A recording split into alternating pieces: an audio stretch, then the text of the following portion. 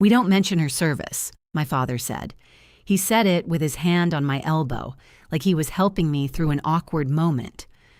We were standing inside Founders Hall at the Montgomery County Veterans Heritage Center. The room was full. Round tables, white cloths, small flags, and glass jars. A sponsor presentation had been running on 2 large screens during the reception. My military photograph had appeared 3 times. That was why a man near us had asked about me. He looked from my father to the screen. I thought she was the officer in that picture. My father gave my elbow a light squeeze. Then he smiled at the man. "You should meet my son, Caleb. He's taking over Walsh Contracting." Caleb stood beside him in a new Navy suit. He glanced at me, then offered the man his hand. I removed my father's fingers from my arm. He kept talking. Nobody standing there knew what was scheduled to happen later that evening. Courtney Pierce didn't know. The guests didn't know. Caleb didn't know. My father believed I would stand there quietly, the way I always had. For most of my life, he'd been right. 6 weeks earlier, I was eating scrambled eggs over my kitchen sink when Courtney called. I'd been retired from the Air Force for 11 days. After 24 years of service and 3 deployments, Lieutenant Colonel Dana Walsh had become a woman standing barefoot in a quiet house at 8 in the morning, wondering why she'd made enough eggs for 2 people. Old habits stayed around. So did titles, apparently. Courtney said, "Please tell me you're awake." "I'm awake." "You sound asleep." "I'm eating breakfast." "Over the sink?" I looked down at the plate in my hand. "That's not relevant." She laughed. We'd known each other long enough that she could picture it. Courtney ran the Veterans Heritage Center on Patterson Road. She had the kind of energy that made other people check their calendars. We'd met years earlier at a Memorial Day volunteer event, back when the center had one leaky exhibit room and folding chairs that pinched your fingers. She said, "I need a favor." "No, I haven't asked yet." You use the favor voice. "I have 1 voice, you have 7. This is number 4. She paused. "We're holding the annual benefit next month." "I know. You ignored the invitation." "I didn't ignore it. I placed it under a grocery flyer. That's ignoring it with paperwork." I carried my plate to the table. My house still felt temporary, even though I owned it. Half my framed photographs were leaning against the wall. My retirement shadow box sat in its shipping carton beside the bookcase. I hadn't decided where anything belonged. Courtney continued, "We're recognizing local veterans during the ceremony. I'm happy to sit in the back. I want you to serve as the reviewing veteran." I set down my fork. "Courtney, it's a simple ceremony." "Nothing is simple when you say that." "The honor guard enters. They report to you. You return the salute. I say a few words. You sit down. How many people?" "Some." "How many is some?" "We're still selling tables." That wasn't my question. She lowered her voice. "Dana, you retired without letting us do anything. The Air Force did something. There was cake. You know what I mean." I did. My retirement ceremony had been small because I'd asked for small. My father attended. Caleb didn't. He said a supplier meeting ran late. My father stayed for 40 minutes. He shook hands with my former commander, ate a piece of cake, and asked whether the base needed bids for roof repairs. On the drive home, he called and said, "You looked sharp up there." That was the full discussion of my career. I told Courtney, let me think about it. You always say that when you mean no." "Then why ask?" "Because sometimes you surprise me." After we hung up, I finished breakfast and opened the curtains. A delivery truck rolled past. Across the street, someone dragged a green trash bin toward the curb. I had nowhere I needed to be. That was still new. For years, every morning had begun with a schedule.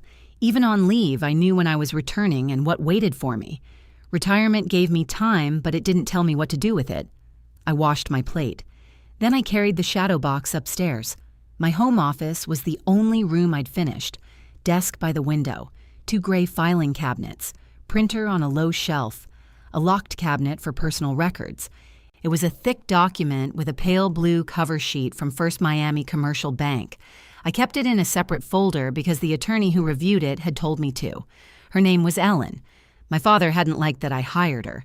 He'd said, "The bank already has lawyers." I'd said, "Those are the bank's lawyers." He'd looked at me for a few seconds, then laughed like I'd made a joke. Walsh Contracting was my father's life. He founded it in Dayton before Caleb or I understood what a payroll was. The company repaired commercial properties, handled municipal maintenance, and took the kind of jobs that began with a leaking pipe and ended with half a building opened up. It wasn't glamorous, it was steady, or it had been. The previous year, the company needed its revolving credit line renewed. That line covered payroll and materials while customers took their time paying invoices. The bank wanted additional security. My father's assets were tied up. Caleb didn't have enough of his own. I did. Not a fortune. I had my house, my retirement income, savings, and the kind of credit that comes from paying every bill before it's due. My father asked me to guarantee the line. He didn't ask Caleb. When I pointed that out, he said, "Caleb's value is inside the business." I remember sitting across from him in the conference room at Walsh Contracting. There was dust on the window ledge and a box of donuts between us. "What does that make my value?" I asked. He slid the papers closer. "You're the one who can help." It landed like praise at the time. I wanted it to be praise. Ellen reviewed the agreement before I signed it. She walked me through the revolving line, the existing balance, and what could happen if the company failed. Then she tapped one paragraph with her pen. "I understand. I need you to understand one more thing. You can end your responsibility for future advances with written notice. It won't erase money already borrowed. It only stops new borrowing from attaching to you after the bank receives it." I looked at the paragraph. "So I can't walk away from the existing debt, correct? But I can close the door on anything new?" "Prospectively, yes." "Does Gregory know that?" He received the same document. That wasn't what I had asked. She saw it in my face. "Dana, don't sign based on what your father may or may not have read. Sign based on what this says." So I did. The line was $1,200,000. My father said it would stabilize the company. He promised there would be no major expansion and no unusual borrowing without a family discussion. Caleb thanked me with a text. "Appreciate you helping Dad." Not us. Dad. Still, the company kept operating. Paychecks cleared. Suppliers got paid. My father stopped calling the bank every afternoon. That mattered to me. I placed the guarantee in my locked cabinet and returned to work. At the time, I believed I had protected something my father built. Standing in my office 11 days after retirement, I still believed that. My phone rang again. This time it was Caleb. He said, "Dad wants lunch." "Today? Unless you're busy." There was something in his tone. Not rude, just familiar. Since retiring, everybody spoke as if my schedule had become public property. "I can meet at noon," I said. "We're ordering in." Walsh Contracting occupied a long brick building off Patterson Road. The front office had been renovated twice, but the back hallway still smelled like wet concrete and burnt coffee. When I arrived, the receptionist waved me through.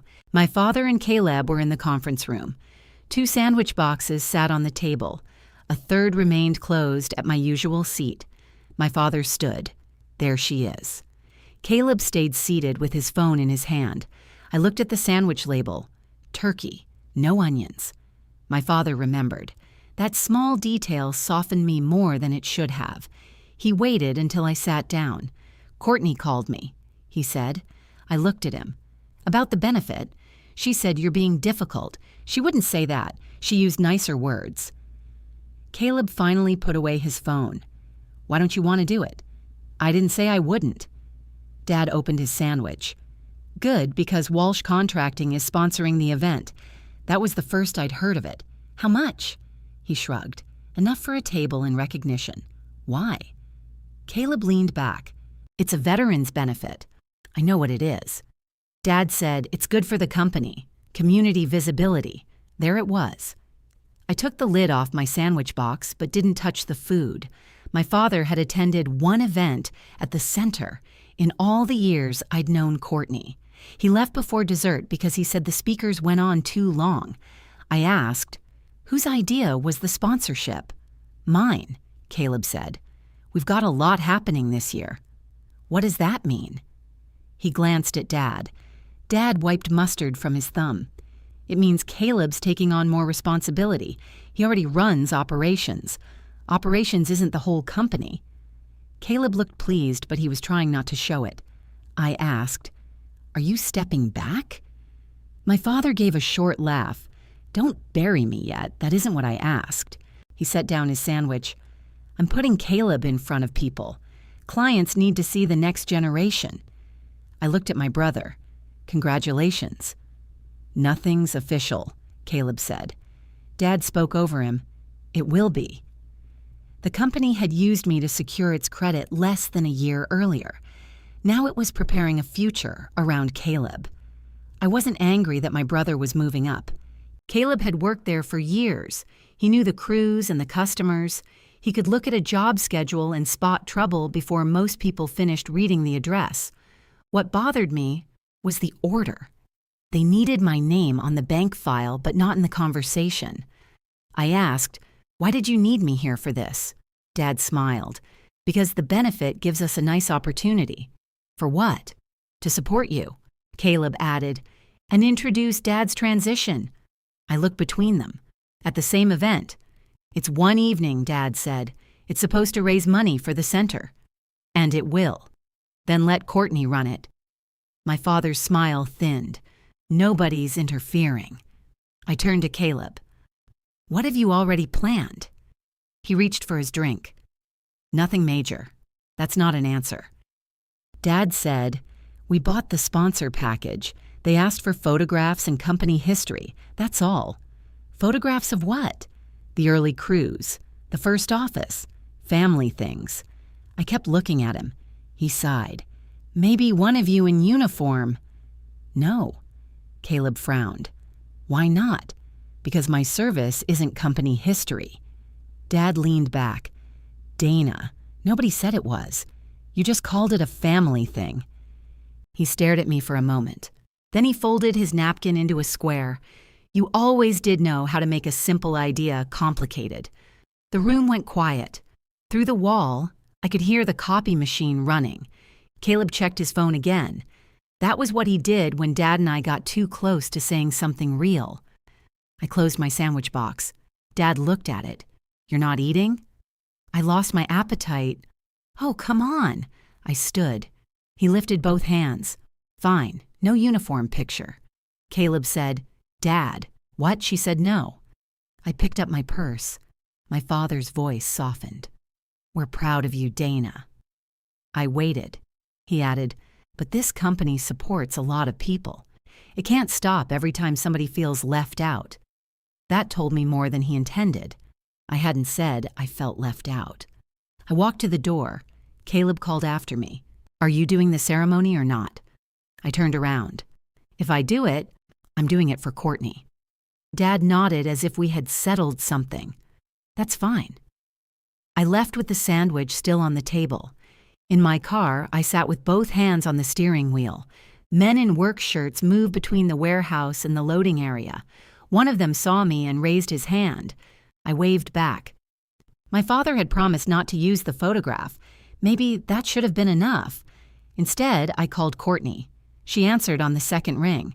"Have you decided?" "I'll do the ceremony." She went quiet, then said, "Really?" "Yes, but I need to ask you something." "Anything."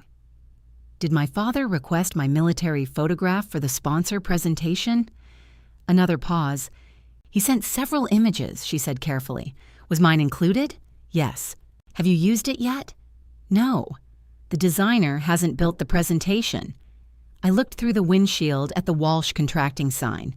"Don't delete it," I said. Courtney sounded confused. "I thought you'd want it removed." "So did I. What changed?" I watched my father step into the front lobby. He didn't see me in the car. "Nothing yet," I said. "I just want to know exactly what they do with it." Courtney said, "All right, come by tomorrow morning." "For what?" "I want you to see what we have. I can't tell if that's an invitation or an order. It's number 6. I thought you had one voice. I'm expanding." The next morning, I drove to the Heritage Center. Courtney was waiting near the front desk with 2 coffees and a folder pressed against her chest. She held out 1 cup. No sugar, you remembered. I pay attention to people. The words were harmless. They still caught me. Courtney led me through the main gallery. A volunteer was cleaning fingerprints from a display case. Somewhere in the back, a vacuum cleaner started and stopped. Founders Hall was empty. Without tables and guests, it looked bigger. The polished floor reflected the tall windows.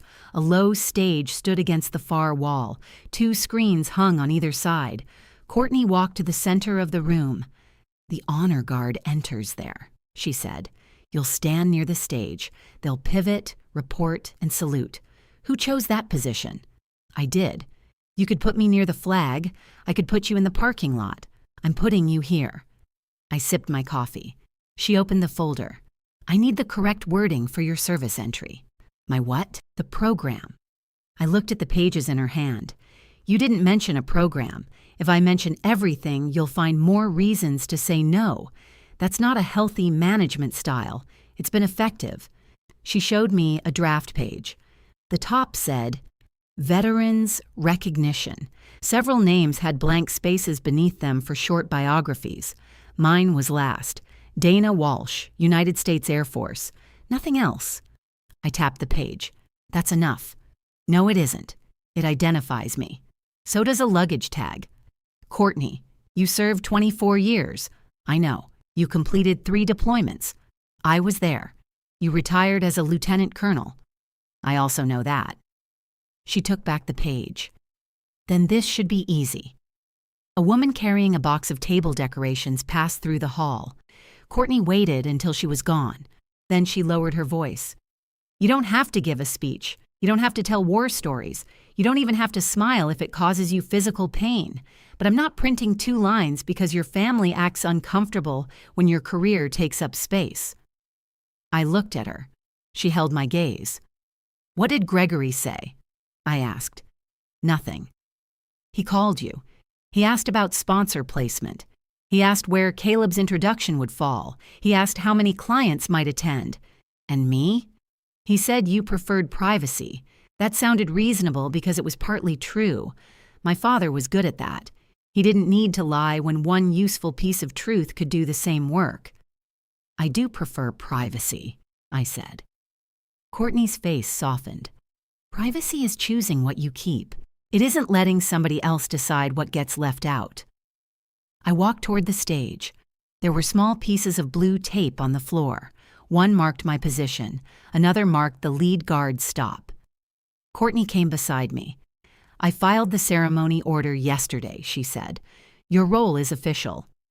I looked down at the tape. "What exactly does it say?" She handed me the top sheet. The language was simple. The honor guard would enter, move to its assigned position, pivot toward the reviewing veteran, and report. My name and rank were printed beneath the instruction. Lieutenant Colonel Dana Walsh, United States Air Force, retired. Nothing about my father, nothing about the company, nothing about Caleb. Just the correct fact in the correct place. I gave the paper back. "Keep the service entry short," I said. "Rank, years, deployments, no decorations." Courtney smiled. "That's still more than 2 lines. Don't get excited. I'm never excited. You're holding 2 coffees and 4 pens. 3 pens. 1 is a highlighter." She made the change while we stood there. That should have settled me. Instead, I found myself looking at the 2 screens. One would show the sponsor presentation. My father's company would be all over it. I asked, "Can I see what Caleb sent?" Courtney shook her head. "Not yet. It's with the designer. Did you look through the photographs? Quickly." "What else was there?" "Old company trucks. Gregory at a job site. Caleb with a construction crew, a ribbon cutting. And mine and yours. Was it labeled?" Courtney opened the folder and checked a printed email. "It says Dana service photo." "That's all?" "That's all." I nodded. She watched me. "Do you want me to pull it?" "Not yet." "Why not?" I said I wanted to see what they do. "Yes," and that sounded very calm and slightly threatening. "I'm not threatening anyone. You're standing on a piece of tape like you're waiting for somebody to give you coordinates." I stepped away from the mark. Courtney closed the folder. Come to lunch with me. I can't. Busy? My father asked me to stop by the office. She didn't say anything. I knew how it sounded. Dad had sent me a message that morning. Need your eye on something. 10 minutes. That message had worked on me for years. At Walsh Contracting, 10 minutes usually meant an hour. My father would place a document in front of me and say it was probably fine. Then he'd watch while I found the missing date, the incorrect total, or the sentence that promised more than he intended. He never asked Caleb to do that work. He also never called it work. When I arrived, Dad was standing at the copier. He held up a stack of pages. Perfect timing. You said 10 minutes. This won't take long. He led me into his office. Caleb was already there. His jacket hung over the back of a chair. A legal pad sat in front of him, covered in his blocky handwriting. Dad placed the pages near me. It was the sponsor text for the benefit presentation. The first page described Walsh Contracting as a family business built on service, reliability, and community values. The second covered company history. The third was Caleb. His biography took almost the entire page. It listed projects he'd managed, contracts he'd won, and changes he'd made to field operations. The last paragraph described him as part of the company's next generation of leadership. I read it twice. Caleb said, "Too much? It depends what this is for." The sponsor presentation. Then yes. Dad sat behind his desk. Why? Because guests are there for the Heritage Center. We paid for the package. That doesn't make it your retirement dinner. Caleb rubbed his jaw. We need people to understand the transition. What transition? He looked at Dad again. Dad said, "We discussed this yesterday. You discussed putting Caleb in front of people. This says next generation of leadership. That's accurate. It's vague on purpose." My father's eyes narrowed. What's your point? If you're announcing something, announce it. If you're not, cut the sentence. Caleb took the page from me. That's what I said, he told Dad. Dad looked annoyed, but not with him. I continued through the packet. My photograph was on the last page. It showed me in uniform at my retirement ceremony. I stood beside a flag, looking towards someone outside the frame. My rank was visible if a person knew where to look. Underneath it, the proposed caption said, "The Walsh Family Tradition of Service." I read the sentence again. Dad asked, "Problem? What tradition?" He leaned back. "It's a theme. No one else in the family served. That doesn't mean we can't be proud." "Then write my name." Caleb turned from his page. "It's a photograph. People can see it's you. People who know me can." Dad picked up a pen. "Fine. We'll add Dana. And my service isn't a Walsh Contracting program. It's a benefit for veterans. You're using it in the sponsor section." He set down the pen. His desk held the same things it had for years. Brass letter opener, calculator, a ceramic mug Caleb had given him, framed photograph of the company's first truck. There was no photograph of me. Caleb said, "We're not selling anything." "Then why is your leadership transition in it?" His face tightened. "Because the company sponsored the event." Dad spoke before he could continue. "Dana, tell us what you want." It sounded generous. I pointed to the caption. "Use my full name. State that the photograph is from my retirement ceremony. Don't suggest my service belongs to the company." Dad turned the page around. He crossed out the caption. What should it say? I gave him one sentence. He wrote it exactly. Dana Walsh at her United States Air Force retirement ceremony. Then he pushed the page toward me. Better? Yes. Good. Done. The relief I felt embarrassed me. It was one corrected caption, my own name under my own photograph. I shouldn't have needed to negotiate for it. Still, I sat there and helped with the rest. I shortened Caleb's biography. I corrected the year the company moved into the Patterson Road building. I removed a claim that Walsh Contracting had supported military families for decades because nobody could explain what it meant. Dad watched me work. At one point, he said, "This is why we need you." I looked up.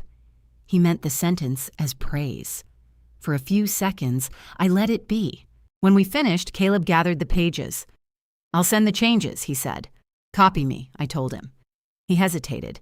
Dad said, "Why?" "Because my photograph is in it. You approved the caption. I approve that caption." My father looked at Caleb. "Copy her." Caleb nodded. "Fine." I closed my pen. Dad stood and walked to a small refrigerator near the window. He took out 3 bottles of water and passed them around. The meeting seemed finished, but he didn't let me leave. Instead, he said, "Since you're here, the bank sent another request." "What request?" "Routine update."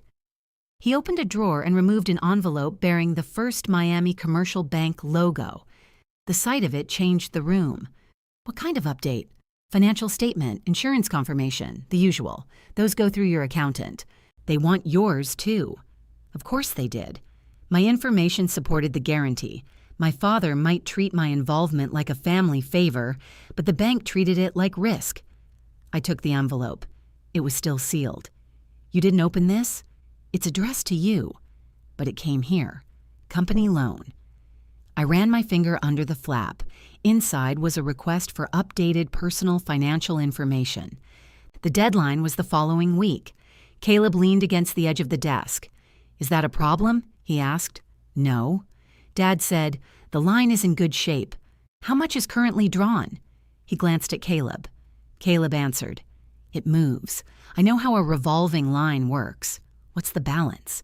"Just under half. Half of $1,200,000? Around there." I waited for the actual figure. Neither gave it. Dad folded his arms. "The bank has everything it needs." "Then why does it need this?" "Because banks ask for paper." I looked at the request again. There was nothing unusual about it. That was what bothered me. A normal bank request had arrived at the company instead of my house, and both men had been waiting for me to handle it. I asked, "Do you discuss the line at your management meetings?" Caleb nodded. "When necessary." "Am I invited?" Dad gave me a tired look. "You don't work here, but you need my financial statement." "That's different." "Yes," I said, "it is." He stepped closer. "Dana, we already went through this when you signed. You said you wanted to help protect the company." "I did, and the company's protected by something you discuss without me." Caleb pushed away from the desk. "What do you want? A weekly report?" "I want to know what I'm guaranteeing." Dad said, "You know?" "No. I know the limit. I know what was drawn when I signed. I don't know the current balance because you just told me around there." His mouth flattened. Then he opened his computer and signed into the bank portal. The movement was sharp and irritated. He turned the monitor toward me. There it was. The current balance, the available credit, and the recent payments. Nothing looked late. Nothing exceeded what he'd promised. I wrote down the balance. Caleb asked, "Satisfied?" With that answer, yes. Dad turned the monitor back. For one small moment, I had asked a direct question and received a direct fact. The company was stable. The line wasn't near its limit. But getting that fact had required me to push past both of them. I placed the bank request in my purse. "I'll send my update directly to the lender." Dad said, "Bring me a copy." "No." His head lifted. "It's my personal financial statement. I'm the borrower, and I'm the guarantor. The bank can confirm receipt." Caleb looked down at the floor. My father stared at me, then gave one short nod. "All right." I left his office before he could change the subject. In the parking lot, an email arrived from Caleb. Sponsor revisions attached. He had copied me. I opened the file on my phone. The corrected caption sat under my photograph exactly as I'd written it. For the moment, my name was there. Then I noticed the document properties at the top of the screen. The presentation hadn't been created that morning. Caleb had started it 9 days earlier, before Courtney called me about the ceremony. I stood beside my car and checked the date again. They had planned to use my retirement photograph before anyone asked whether I would attend. And until I objected, neither my name nor my career had been necessary. Only the image had been useful. I saved the file before I closed it. Then I called Caleb. He answered from the warehouse. I could hear a truck backing up behind him. "What's up? Who chose my photograph?" A pause. For the benefit? Yes, I don't remember. You built the presentation. Dad sent me a folder. Who decided to include that picture? He lowered his voice. Courtney wanted something military. Did she ask you directly?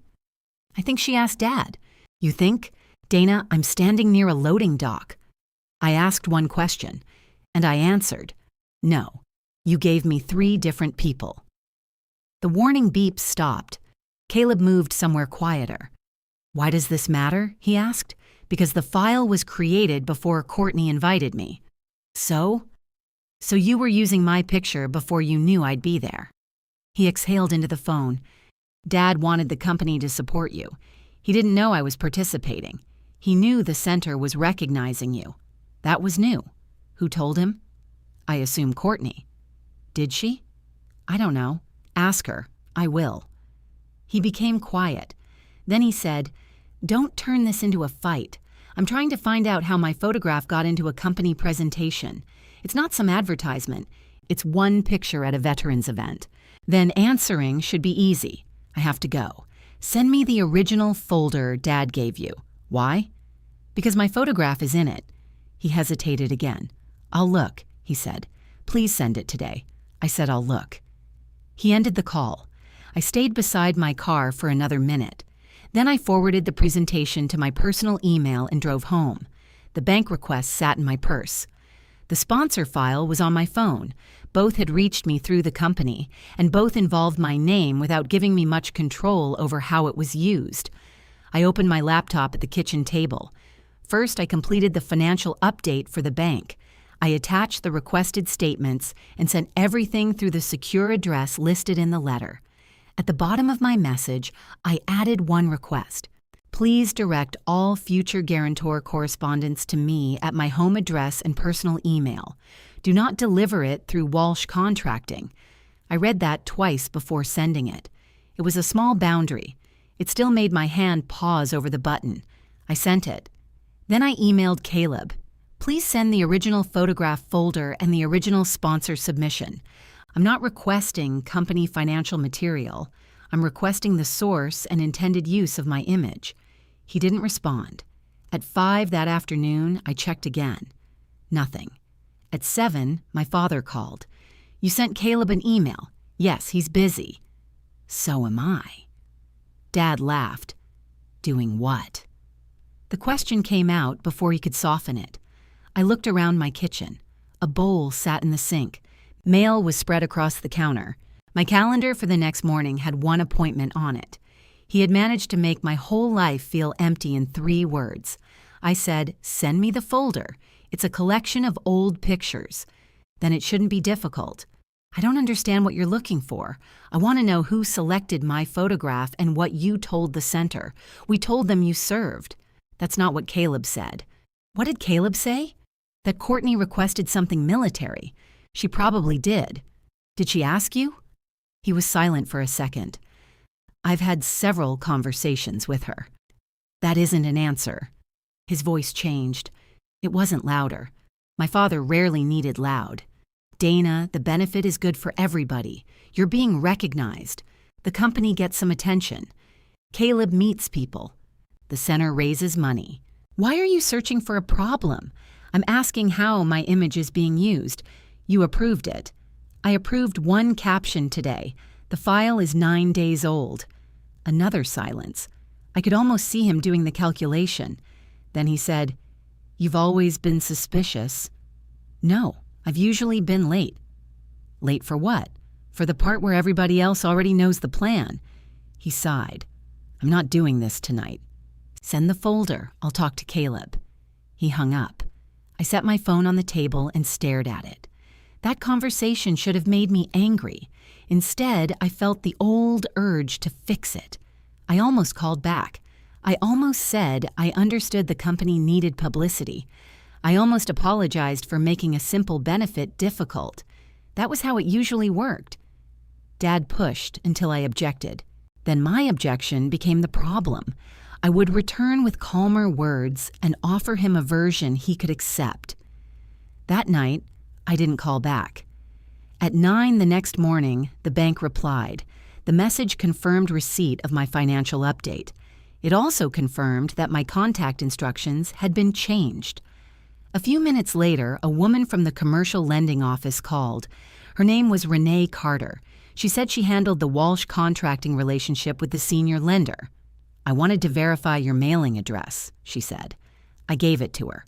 "And your personal email is the address you used yesterday?" "Yes. We've updated both." "Why was the request sent to the company? The borrower's office was listed as the correspondence address when the loan file was opened. I didn't list it." "I understand. Who did? I can't see that on this screen." I waited. She added, "But your delivery instructions are separate now." That was the first deliberate thing I'd done that worked without an argument. One email, one phone call, and the bank would contact me directly. I wrote down Renee's name. Then I asked, "Can you send me the current balance on the line? I can confirm the amount tied to your guarantee. I'll send it through our secure portal. And any new borrowing requests?" She paused. "I can't discuss an unapproved borrower request." The answer was careful. I sat straighter. "Is there one?" "I'm explaining the bank's policy." "I didn't ask about policy." "I know." We were both quiet. "I understand." Ellen had explained that before I signed.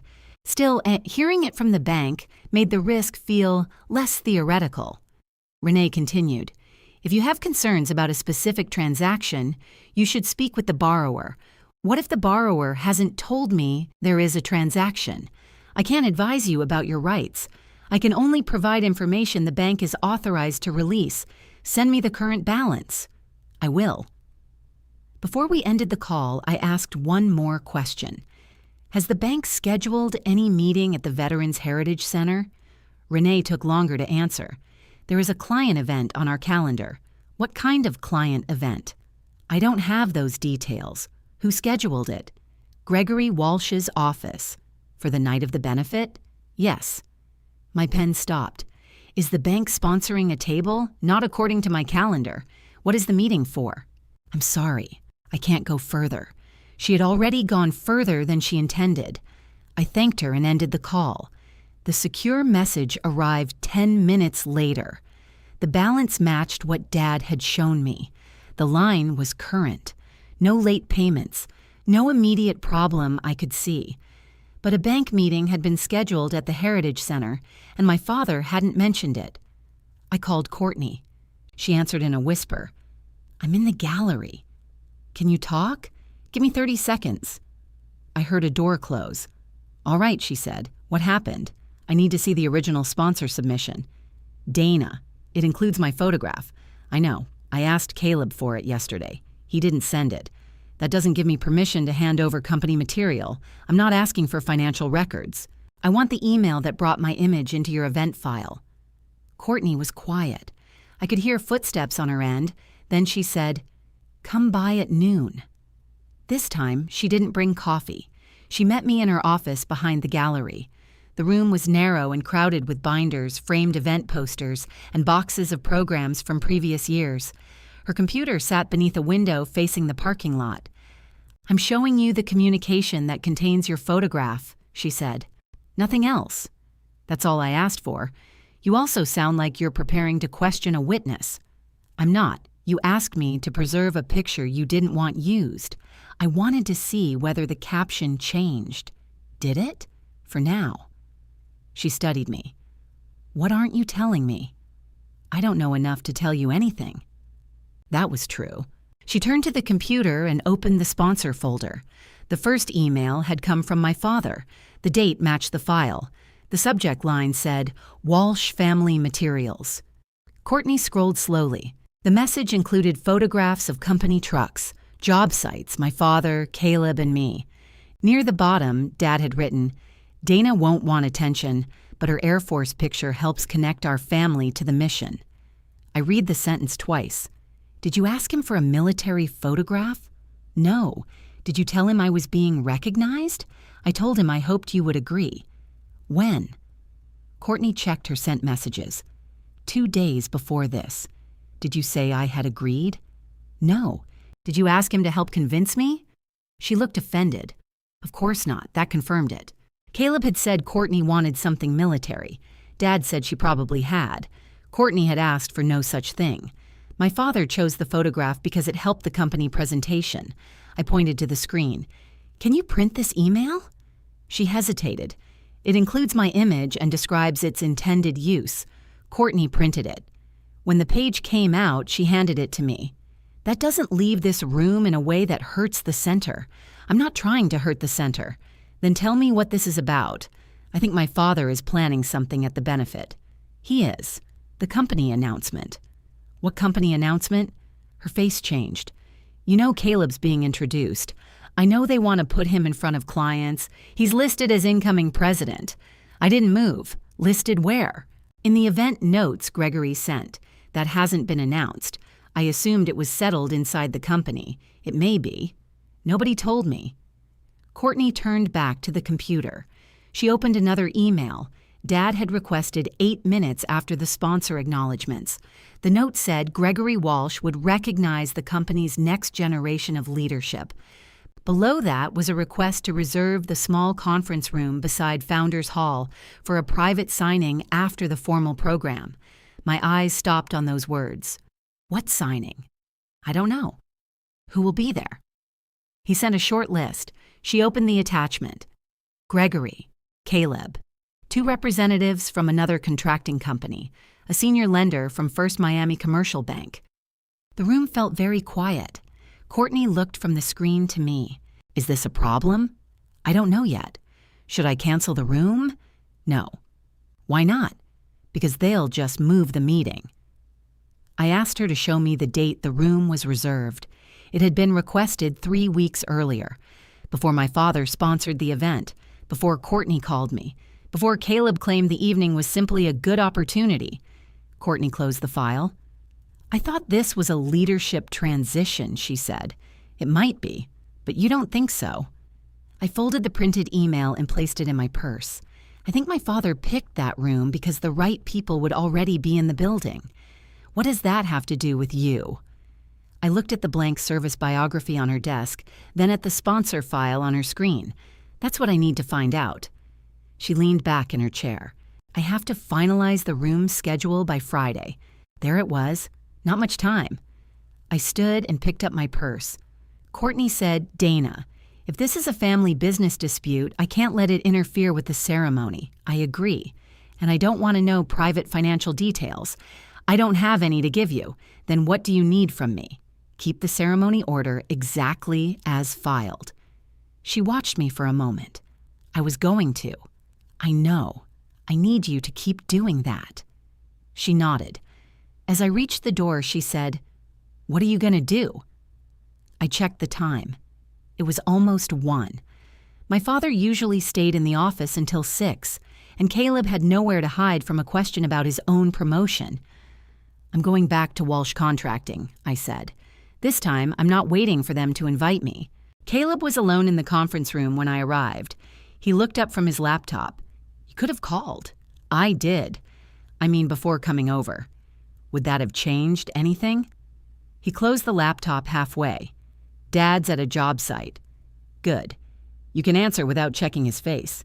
His expression tightened. I placed my purse on the table and sat across from him. "Are you becoming company president?" He leaned back. "Courtney told you. She thought I already knew. It's not official. There's an announcement scheduled. Dad wants to make it official at the benefit." "Why there? The room will be full of clients and veterans." "Yes, Dana. I know where the event is." I kept my voice level. "What's being signed afterward?" His eyes moved toward the closed conference room door. "What do you mean?" Dad reserved a room for a signing with First Miami and another contractor. Caleb looked genuinely surprised. "Where did you hear that?" Courtney showed me the room schedule. He pushed his chair back and stood. "I knew there was a private meeting. I didn't know it was on her schedule." "Who's the other contractor?" He walked to the window. "It isn't final." "What isn't final?" "Dad should explain it." "I'm asking you." He folded his arms. "We're looking at an acquisition." There it was. What company? Miami Valley Property Services. I knew the name. They handled building maintenance and emergency repairs in the southern part of the county. Walsh Contracting had competed against them on several jobs. How long? About 2 months. And I'm hearing this now. You don't work here. I stared at him. He rubbed the back of his neck. That came out wrong. No, it came out accurately. He returned to the table but didn't sit. I asked, "How are you paying for it?" "Dad has it structured." "With what?" "There are several pieces." "What pieces?" "Cash, seller terms, and the bank." "How much from the bank?" He didn't answer. I waited. Finally, he said, "I don't have the final number." "You're becoming president and you don't know the number?" "I know the range." "Then tell me the range." The conference room door opened. My father walked in carrying a black document case. He stopped when he saw me. "What are you doing here?" "Finding out about the acquisition." He looked at Caleb. Caleb said, "She saw the event schedule." Dad placed the case on the table. "Courtney had no business sharing private information. She showed me who reserved a room in her building. She showed you a guest list with my bank on it. It's not your bank. It holds my guarantee." He took off his jacket and hung it over a chair. "You came in looking for a fight." "I came in looking for an answer. You could have called me." "I did that last night." He ignored the point. Caleb sat down again. My father remained standing. I asked, "How much are you borrowing?" Dad turned toward the coffee machine near the wall. "Nothing has closed?" "That isn't what I asked." He poured coffee into a paper cup. It had been sitting in the pot long enough to turn dark around the edges. $850,000, he said. Caleb looked at him. That reaction told me he hadn't known the final amount either. I said, "From the revolving line?" "The line is there to support growth. You said it was there for payroll and materials." "It is. You promised no major expansion without a family discussion. This is the discussion." "No. This is me walking in after you scheduled the signing." He carried the coffee to the table. My father had a habit of moving slowly when other people wanted answers. It made the rest of us feel rushed, even when he was the one withholding information. He sat at the head of the table. "The acquisition increases revenue," he said. "It gives us service contracts we'd never win on our own. Caleb has spent years building the operation. This is the right time." Caleb said, "The recurring contracts are strong." "Have you reviewed them?" I asked. "Of course." "Have you reviewed the debt?" Dad answered for him. "The company can handle it." I looked at the black document case. "Is that the closing packet?" My father placed one hand on top of it. "It's a draft. Let me see it." "Why?" "Because you plan to add $850,000 to a line I guarantee. It's a company transaction. Then finance it with company security." His jaw shifted. Caleb looked between us. "Wait," he said. "I thought the line already covered this." "It may," I said.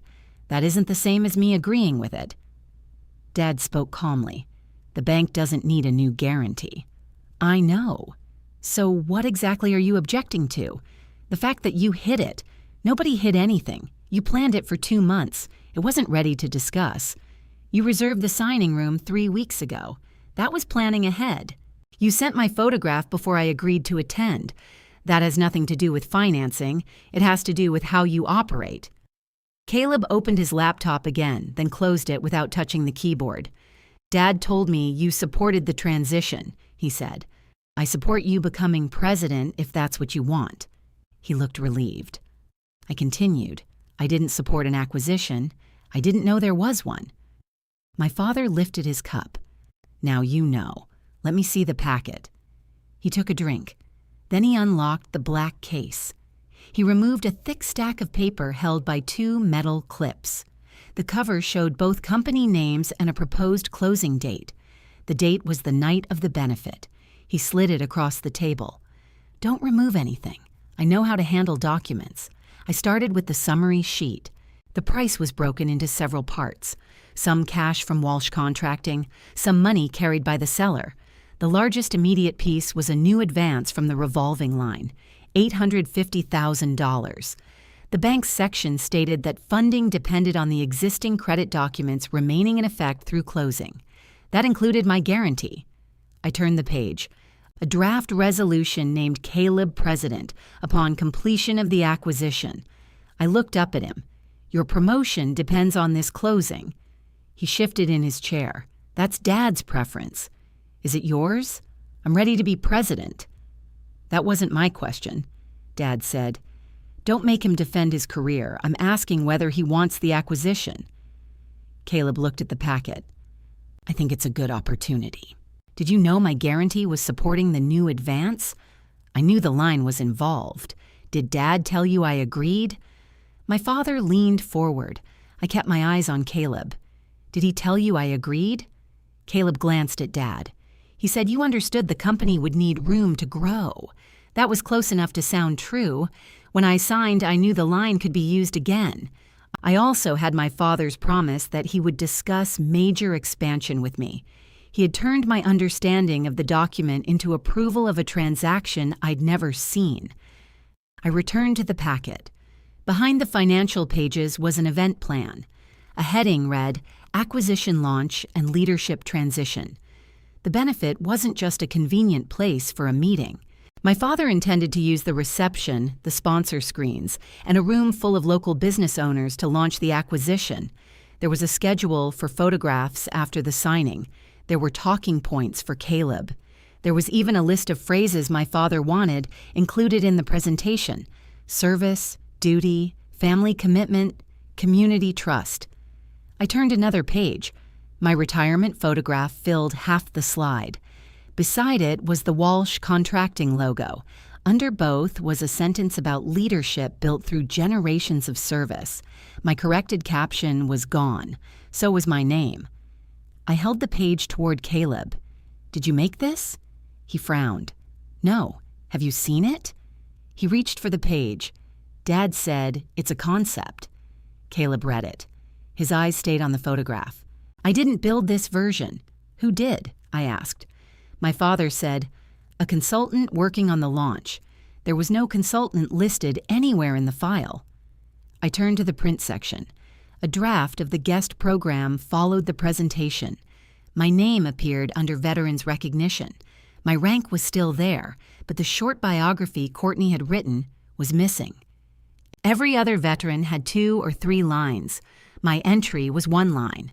Lieutenant Colonel Dana Walsh, United States Air Force, retired. In the sponsor pages, my image represented the Walsh family and the company's idea of service. In the recognition pages, I had been reduced to a name. I asked, who removed my biography? Dad glanced at the page. You said you wanted it short. I approved rank, years, and deployments. That seemed excessive. 3 facts seemed excessive. The evening isn't about one person. Caleb was still holding the presentation slide. He looked uncomfortable now. Why isn't her name on this? He asked. Dad said, it's a draft. You put mine everywhere. You're becoming president. Caleb set the page down. That was the first crack I'd seen between them. It wasn't large. Caleb didn't challenge the acquisition. He didn't reject the promotion. But for one moment, he saw what I saw. My father reached for the packet. I held it in place. Who sent this version to the center? Nobody yet. To the bank? The bank doesn't care about presentation slides. To the other company? They've seen the launch outline. With my photograph? He didn't answer. I removed my phone from my purse. Dad's hand tightened on the edge of the packet. What are you doing? Photographing the pages that use my image and describe the financing tied to my guarantee.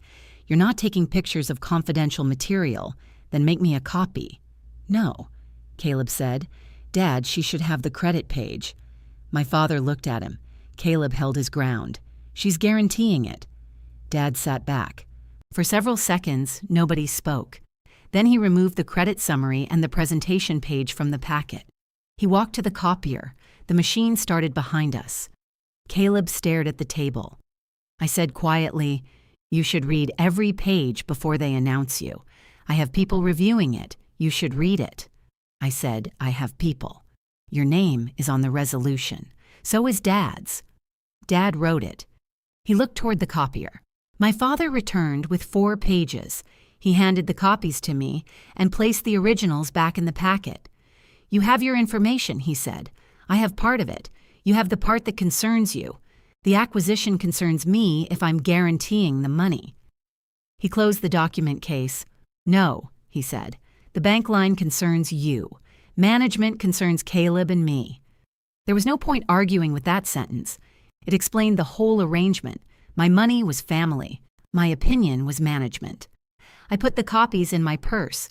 Do not send any version of that slide using my photograph. Dad's eyebrows lifted. You already approved the picture. I approved it for a Heritage Center sponsor presentation with my name and an accurate caption. I did not approve it for an acquisition launch. It's the same event. It's not the same use. You're splitting hairs. I'm drawing a boundary. He gave a small, humorless laugh. Since when? The question hit because he had earned the right to ask it, not a moral right, a practical one. I had spent years making myself useful and calling it closeness. I answered calls, corrected documents, guaranteed the line, and accepted whatever place appeared afterward. Now I was asking him to treat me differently while my signature still protected his company. I said, "Since I saw that packet." Dad picked up his coffee. "The acquisition is good for Walsh Contracting, then pause it long enough for me to review what's being placed against my guarantee. We have a closing date. That's your deadline. It affects everybody. It affected me before you told me." Caleb spoke carefully. "What happens if she doesn't support the advance?" Dad answered without looking at me. "Nothing. The guarantee is already in place." The room went still. He hadn't raised his voice. He didn't need to. My father believed the decision was finished because my signature was older than my objection. I stood. "Send me the full financing section by tomorrow." "No. Then I'll request what I can from the bank." His face hardened. "You start alarming lenders and you can damage the company. I didn't schedule a hidden signing. It wasn't hidden. Courtney knew more about it than I did. She knows a room was reserved. She knew Caleb's title. She knew there was a signing. She knew First Miami would attend. I knew none of it." Caleb said, "I'll send you the financing section." Dad turned toward him. "You will not." Caleb met his eyes, then looked away. That crack closed almost as quickly as it opened. I picked up my purse. Dad said, "Think carefully before you create a problem you can't undo." I stopped at the door. "Take my photograph out of the launch presentation." He didn't answer. I left the building with the credit summary and the presentation page in my purse.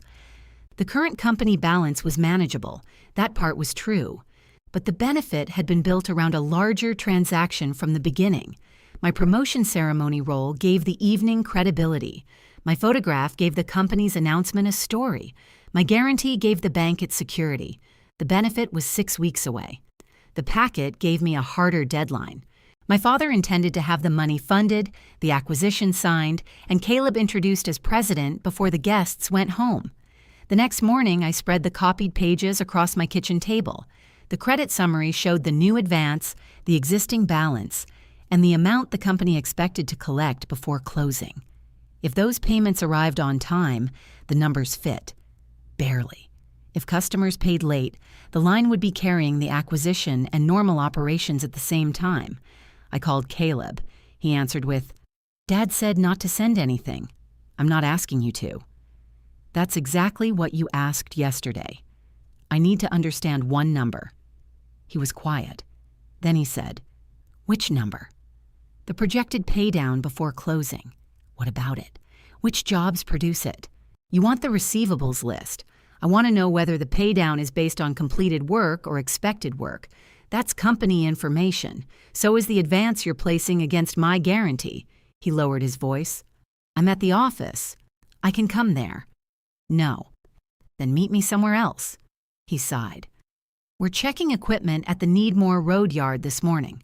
"What time?" "Dana, what time?" 8:30. I'll bring coffee." The yard was a fenced lot behind a row of low warehouses. Walsh Contracting stored trailers, lifts, generators, and equipment there between jobs. Caleb was standing beside a white service truck when I arrived. He wore work boots and a gray company jacket. A clipboard rested on the hood. I handed him a coffee. He took it without thanking me. "You "You can't stay long," he said. I didn't plan to. A mechanic was testing a generator near the fence. The engine made conversation difficult, so Caleb led me into a small equipment office. The room contained a metal desk, 2 chairs, and shelves of maintenance records. Caleb shut the door. He placed a folded sheet of paper on the desk. "You didn't get this from me." I looked at it. It wasn't the receivables list.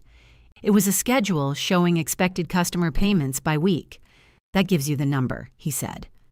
I traced the entries. Most of the projected paydown came from 3 commercial jobs. 2 were complete. 1 was still active. When does the active job finish? End of the month. And closing is the following week. That's the plan. Has the customer approved the latest change order? Not yet. Then why is the full payment in the projection? Because the work is approved. The work and the price are different things. I know that. Does Dad? His jaw tightened. "Don't do that." "Do what?" "Talk to me like I'm the reasonable one and he's reckless. I'm talking to you like you're becoming president." He looked at the schedule. The generator stopped outside. In the sudden quiet, we could hear water dripping from the office sink. Caleb sat down. "The customer will pay," he said. "I'm not saying they won't." "Then what are you saying?" "The timing is tight. The acquisition takes most of the available credit. Normal work still needs cash. That's why we're buying a company with recurring contracts. Those contracts don't pay on the first day. We've modeled it." "Show me." He shook his head. "Dad would lose his mind. He already thinks I'm creating a problem. He thinks you're angry about the presidency." I stared at him. "Did he say that?" Caleb rubbed one thumb across the edge of his coffee cup. "He thinks you feel passed over." "For a job I never asked for?" "You asked why you weren't included. I asked why my money was included when I wasn't. It isn't your money. It's my liability." He stood and walked to the window. For years, Caleb and I had moved around Dad in different ways. Caleb stayed close. I left. He learned when to agree. I learned how to end a phone call. Neither of us had learned how to make Dad answer a question he didn't like. I said, "Did he tell you I approved this acquisition? He said you knew the guarantee supported future borrowing. That's true. He said you wanted the company protected. That's also true." Caleb turned around. "Then what part is false?" He put those 2 facts together and called them consent. Caleb didn't answer. I tapped the payment schedule. "Does the bank have this version?" "Yes." "Does the bank know the active job is waiting on a change order?" "The bank reviews our reporting. That wasn't my question." His face hardened. "You're looking for a reason to stop us. I'm looking for the risk attached to my name. The company has never missed a payment." "I know. Dad built it from nothing." "I know. People depend on us." "I know that too." "Then stop acting like we're trying to steal from you." I folded the schedule. "Can I keep this?" "No." I unfolded it and copied the 3 relevant dates onto the back of an old receipt from my purse. Caleb watched me. "You really don't trust him," he said. "I trusted him enough to sign." The words sat between us. He looked away first. A truck door slammed outside. Then my father entered the office. He took in the 2 coffees, the paper on the desk, and the receipt in my hand. "What is this?" Caleb picked up the schedule. I asked her to meet me. Dad looked at him. It was a clean lie, and Caleb delivered it without blinking. That surprised both of us. My father closed the door. "Why?" She had a question about the projected paydown. "She can ask me." "I did," I said. "You refused to give me the full financing section." Dad held out his hand to Caleb. Caleb gave him the schedule. "You're interfering in company operations," Dad said. "I'm reviewing the risk you attached to me. You're questioning customers you know nothing about. I haven't contacted any customer." "Not yet," Caleb said. She noticed the change order timing. Dad glanced at him. "It's handled." "Is it approved?" I asked. "It will be." "Before closing?" "Yes. Put that in the bank update." He gave me a cold look. "You don't tell us what to send the bank, then don't build a paydown around money that isn't fixed." The office door opened slightly in the wind. Dad pushed it shut with his heel.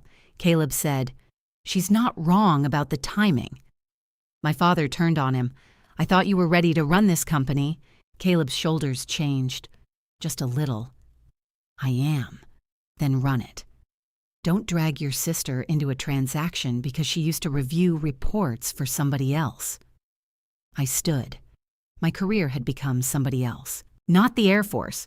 Not 24 years. Not work that required judgment under pressure. Just something outside his building.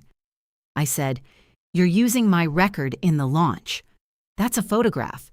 You're using my guarantee for the money. That's a contract. You want both without my involvement. I want you to honor what you signed. I am honoring it. I'm also asking you to pause." His face went still. Caleb looked at me. I continued. "Pause the acquisition. Give me the full financing packet. Remove my military photograph from the launch materials. Then we can discuss how to separate the transaction from my guarantee." Dad almost smiled. "Separate it how? That's for you and the bank to determine. So you have no proposal. My proposal is that you don't borrow another $850,000 against my promise while using my service to sell the decision. You don't control company borrowing. Then don't use my credit. The bank accepted your guarantee, for the line you told me would remain stable. The line is stable. You're about to change that." He turned to Caleb. "Go finish the equipment check." Caleb didn't move. Dad said, "Now." Caleb picked up his clipboard. At the door, he stopped. "You should give her the projections," he told Dad. My father stared at him. Caleb left. Dad waited until the truck outside started. Then he said, "You embarrassed him. I asked him questions. You made him doubt an acquisition he helped build. If questions make him doubt it, he should keep asking. You've been retired for 2 weeks and now you need a new command. This isn't about command, it's about control." I picked up my purse. "I want the transaction paused. No, I want my photograph removed from the acquisition presentation. No." That answer came faster. Why? Because the launch materials are already in development. That isn't a reason. It's a family photograph. It's a military photograph of me. And I paid the photographer. You paid for a print. I paid for the retirement trip, the hotel, the dinner, all of it. You stayed 40 minutes. His mouth tightened. I hadn't planned to say that. For 1 second, we stood inside the equipment office with nothing between us but a metal desk. Then he said, "You signed the guarantee because you knew this family gave you something to come home to." I felt that one lower than I expected. My father knew exactly what I had wanted. Not a position in the company, not a title on the door, a place that stayed mine while I was gone. I asked, "Is that what you think I bought with my signature?" He looked away.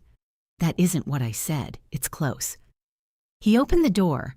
The conversation was over because he had decided it was. As I stepped outside, Caleb was walking back from the far fence. Dad called to him. "Your sister will settle down once she sees the final numbers." I stopped. Caleb looked at me.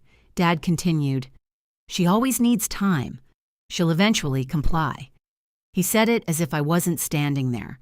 I walked to my car without correcting him. That afternoon, I returned to the Heritage Center. Courtney was working with a stack of table diagrams in Founders Hall. I showed her the presentation page from the closing packet. She stared at my photograph. "This isn't the slide they submitted. It's the acquisition version." "Acquisition?" I took the page back. "I can't discuss the business details. You just showed me an acquisition slide. I'm showing you a different use of my image." She lowered her voice. "Did Gregory plan to display this here? That's what the event schedule says. I don't have an acquisition presentation. Not yet." Courtney placed both hands on the table. "What do you want me to do? Separate my recognition materials from the sponsor file. They're already in different folders. Put the permission in writing. My service photograph can be used for the center's veterans recognition. It cannot be used to endorse Walsh Contracting, an acquisition, or a leadership announcement." She nodded slowly. "I can add that to the event file.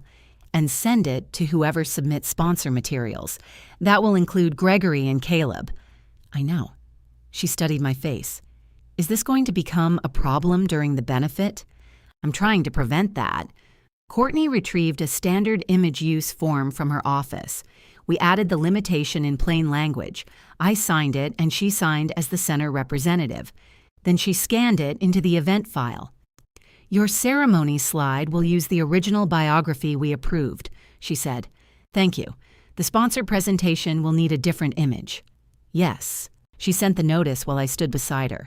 The result came quickly. My father called before I reached the parking lot. I just received a restriction from Courtney. It's from me. You went behind my back. I told you this morning. You're creating confusion for an organization that depends on sponsors. I gave the center clear instructions. You made us look dishonest. I made the permitted use specific. He breathed through his nose. Then he said, You want everything separate? Fine. But don't expect the company pages to celebrate you while you're threatening the company. I'm not asking the company to celebrate me. That's exactly what you've been asking. He ended the call. A minute later, an email from Courtney reached my phone. Gregory was requesting an immediate review of every place my name appeared in the guest program. He said my written restriction showed that I wanted no connection to the Walsh family sponsor materials. My small boundary had worked. It had also shown my father where the remaining recognition was printed. Courtney called before I could respond to the email. Gregory says you withdrew permission to be included. I didn't. I know what your form says. What is he asking you to remove? Your biography from the printed program. Can he do that? He can request changes to the sponsor pages. He can't change the ceremony order. Did he ask you to? Yes. My grip tightened around the phone. What did you say? I said the ceremony order is already filed. His response? He said Walsh Contracting may need to reconsider its sponsorship. I looked back at the building. My father's truck wasn't there. He had made the request from somewhere else, probably before ending his call with me. How much does the center need that sponsorship? I asked. Courtney didn't answer immediately. We budgeted for it. That isn't what I asked. We can survive without one sponsor. But the printing deposit is due tomorrow. The catering count is due Monday. I can find another sponsor, but not without moving money around. There was the cost. My father knew the center wasn't wealthy. He knew Courtney had spent years asking local businesses for tables, auction items, and small checks. He was using that pressure because I'd limited one photograph. I said, don't lose the sponsorship over my biography. Dana, keep the ceremony order. Remove the biography from the guest program. I don't like this. Neither do I. He shouldn't be able to purchase control over who gets recognized. He can't control the ceremony. He can control what hundreds of guests read before it starts. I looked through the windshield at the front doors. Yes, I said. Apparently he can. Courtney lowered her voice. I can list you without the sponsor section. He'll still claim my restriction applies. It doesn't. I know. He knows too. Then let me tell him that. And spend the next month fighting my father instead of running your benefit? I've dealt with difficult sponsors. This isn't your fight. She was quiet. Then she said, It became my event when he used my program. That was fair. I rested my head against the seat. What happens if you keep the entry? I send it to print. And Walsh Contracting? I don't know. My father had placed me in a familiar position. If I insisted on taking up space, someone else paid for it. I said, Remove the biography. Courtney let out a breath. I'm keeping your name and rank in the veterans list. For now. For the final program. Until he calls again. If he calls again, he'll get number 7. Despite everything, I almost smiled. What's number 7? I haven't decided. Make it expensive. She didn't laugh. I'm sorry, she said. So am I. After the call, I drove home. The shadow box was still upstairs in my office. I passed it without looking and placed the copied acquisition pages on my desk. Then I opened the locked cabinet and removed the guarantee. I read the paragraph Ellen had marked. The words hadn't changed. Written notice could end my liability for future advances after the bank received it. Existing debt remained covered.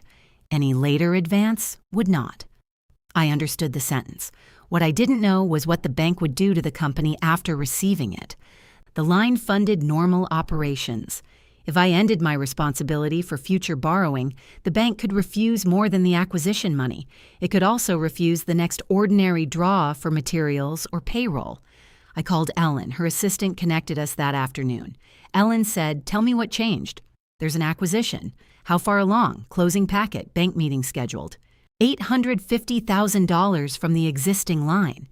"Did you receive a request for consent?" "No. Your guarantee doesn't require one." "I know." "Did Gregory promise one separately?" "He promised a family discussion before major expansion.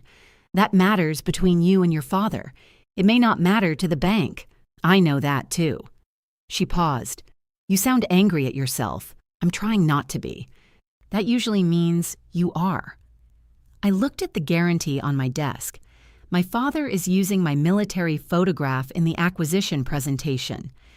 Ellen waited. "He tied it to service and family leadership," I said. "My brother becomes president when the acquisition closes." "And your role?" "My role is the photograph and the guarantee."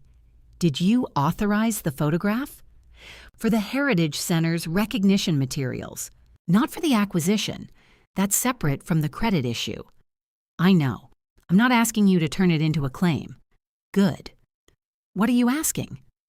"What happens if I send the revocation now?" She answered carefully. "You stop guaranteeing future advances after the bank receives proper written notice under the agreement. What happens to the current balance? You remain responsible under the guarantee for that. And the company keeps the line? The credit agreement remains in place unless the bank takes action under its own terms. What action? It could stop further advances. It could ask Gregory for replacement security. It could restructure. It could leave the existing balance in place and decline the acquisition draw. Could I revoke only for the acquisition? Not under the language I reviewed. I leaned back. So I can't write a notice that says normal payroll draws are fine, but the acquisition isn't? You can write it. The bank doesn't have to treat it that way. That was the larger problem. The same door my father planned to use for the acquisition was also the door the company used every week. If I closed it, I couldn't control who got caught on which side. I asked, "What would you do?" "I can't make that decision for you. I'm asking how you would approach it." I'd separate 3 questions. Do you still trust the borrower? Are you willing to support the new risk? And what harm could happen if you act without planning?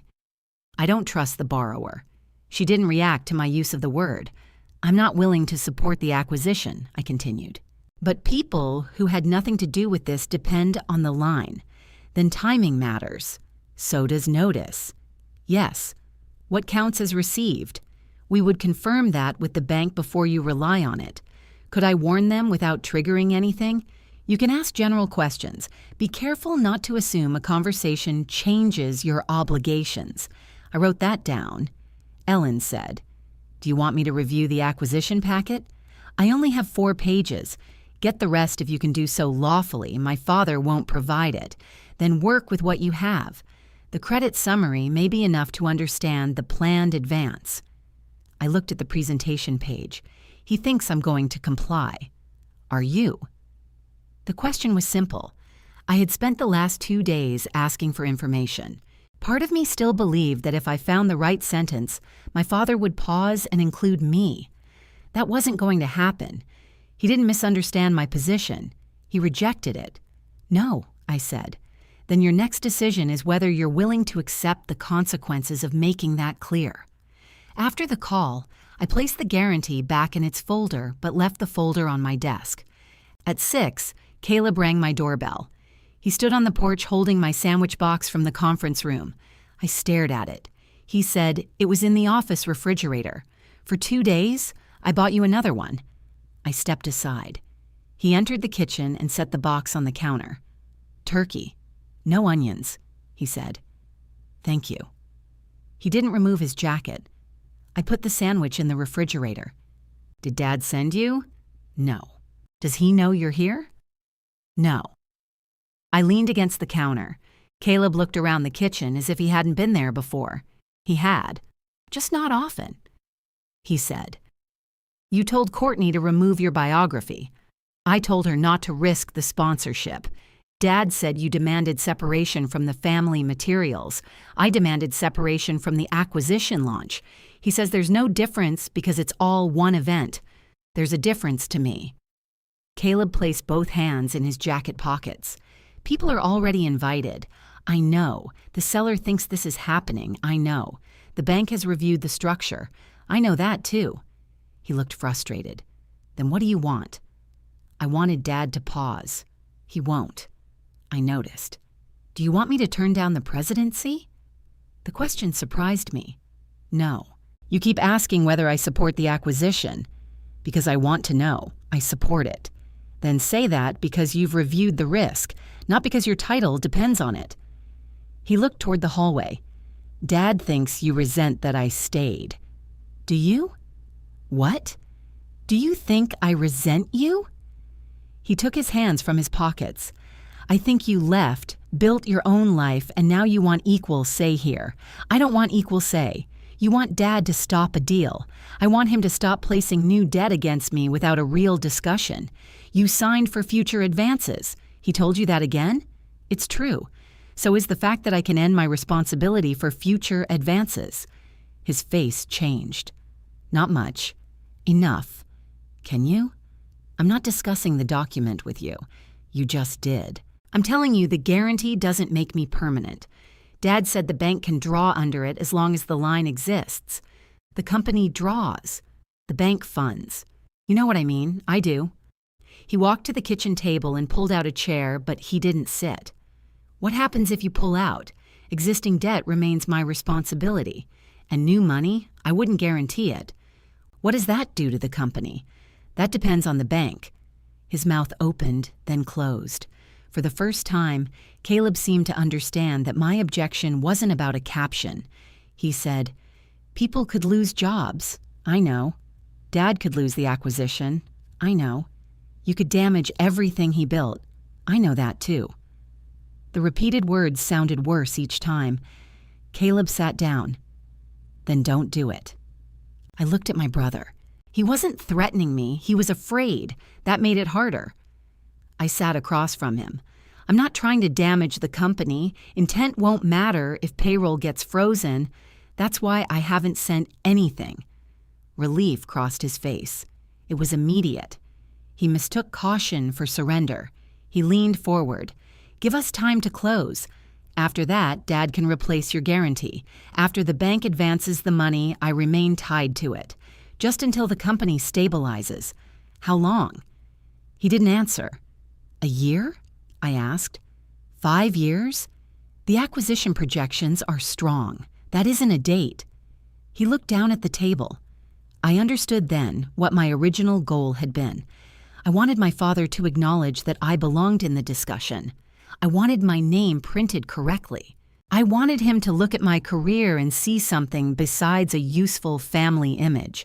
Even if he did all of that tomorrow, the transaction would still be wrong. A biography in the program wouldn't fix the guarantee. A seat at the meeting wouldn't make the risk mine to accept. A company title would only place nicer packaging around the same demand. I said, "I don't want to roll at Walsh Contracting." Caleb looked up. "I don't want Dad to include me in management. I don't want part of your announcement. I don't want equal say. Then what do you want?" "I want the existing company protected. That's what we're doing." "No, you're expanding it." He started to respond. I lifted one hand. "I want the people already working there to keep their jobs. I want the current balance paid normally. I want you to become president based on work you've done, not because Dad attached my credit to a purchase. And I want my service removed from the sales pitch." Caleb sat very still. "That might mean the acquisition doesn't happen," he said. "Yes." He stood. "Then you are asking me to give up the presidency." "No. Dad is the one who tied your promotion to the closing. He built the company. And now he's making you think my consent is the only thing standing between you and your future. Caleb picked up his keys. At the kitchen doorway, he turned. If you do anything with the bank, tell me first. I won't promise that. His face hardened. Why not? Because you'll tell Dad. He deserves to know. So do I. He left without saying goodbye. I locked the door behind him. Then I went upstairs and opened the guarantee again. I no longer needed my father to make room for me at Walsh Contracting. I needed a way to protect what already existed without letting him use me to build what came next. I made a list on a yellow legal pad. Current balance stays protected. Normal operations continue. No acquisition advance under my guarantee. No military image in company materials. Caleb's position stands on its own. I read the list twice. Then I crossed out the last line. Caleb's position was between him and Dad. I could support my brother, but I couldn't negotiate his title for him. My part was simpler. I needed to give the company time to replace my security without giving my father room to pretend he misunderstood. I called Ellen. I'm not ready to send a revocation, I said. Why not? I don't want an ordinary company draw caught without warning. That's reasonable. But I want Gregory to know the acquisition cannot rely on me. Then give him written notice of your position without calling it a revocation. Will that change the guarantee? No. Good. She paused. You understand that means the bank could still fund before you revoke. I understand. And Gregory may treat your letter as an empty threat. He already treats my words that way. What deadline are you considering? The scheduled signing. That gives him several weeks. It gives him time to find other security, or time to pressure you. I know. Ellen helped me remove anything that sounded like legal notice to the bank. The letter was directed only to Gregory and Caleb. The last paragraph was the hardest. If the transaction remained dependent on my guarantee at the time of signing, I would take action allowed under the existing agreement. I didn't identify the action. Dad had received the guarantee. He could read it. I printed 3 copies. One for him, one for Caleb, one for my records. Then I called Walsh. Contracting and asked for a meeting. The receptionist transferred me to Dad. He answered, "What now? I'm coming in at 2. I'm not available." "You are. Your calendar shows the acquisition review from 2 to 3. There was a pause. "How do you know that?" "It was in the closing packet." "That meeting is private. This will take 5 minutes." "No." "Then I'll leave the letter with the receptionist and email Caleb." "What letter?" 2 o'clock. I ended the call. At 1:55, I walked into the conference room. My father was at the head of the table. Caleb sat near the window. The black document case rested on a credenza behind them. Dad looked at the clock. "You have 5 minutes." I placed 1 copy in front of each of them. Caleb read first. Dad didn't touch his. I said, "I'm not asking for the acquisition packet. I'm not asking for a company title. I'm not asking to attend management meetings." My father looked at the paper. "I'm giving you time to finance the acquisition without my guarantee." He picked up the letter. "This says you don't consent." "That's correct. Your consent was given when you signed. The bank may not need fresh consent. You do. That's your opinion. It's my boundary." Caleb read the last paragraph again. "What action?" he asked. "Read the guarantee." Dad's eyes lifted. "You're threatening to revoke it. I'm telling you not to rely on it for the acquisition. It already supports the line. You have until the signing to change that." He placed the letter flat on the table. "And if we can't? Then the acquisition doesn't use my support. You don't get to decide whether it closes. I get to decide whether I guarantee new advances." Caleb leaned back. "Would you revoke the entire guarantee?" "Prospectively." "What does that mean in practice?" "Existing debt remains covered. New advances don't." Dad looked at him. "Don't let her frighten you. The bank won't tear up a profitable relationship over a family disagreement. I'm not asking the bank to tear up anything. You don't know what the bank will do. That's why I'm giving you time." He pushed the letter away. You think this is discipline. It's vanity. I didn't answer. He continued, you retire, come home, and suddenly everything has to stop while Dana decides whether she feels respected. This isn't about a feeling. It started with a caption. It started before I knew there was an acquisition. Caleb said, Dad, the letter doesn't ask for anything inside the company. My father turned to him. She wants control without responsibility. I said, I already have responsibility. That's the issue. He ignored me. If the transaction fails, she goes back to her house. You face the seller. You face the cruise. You face the bank. Caleb's eyes dropped to his copy. Dad knew how to place weight on him too. I said, if the transaction is sound, replace my guarantee. With what? That's a management question. He gave me a sharp look. I had used his own line. Caleb covered his mouth for a second. I couldn't tell whether he was hiding a reaction or thinking. Dad said, we can give you a formal role after closing. No, a seat in planning meetings. No, you said you wanted information. I wanted information about risk tied to me.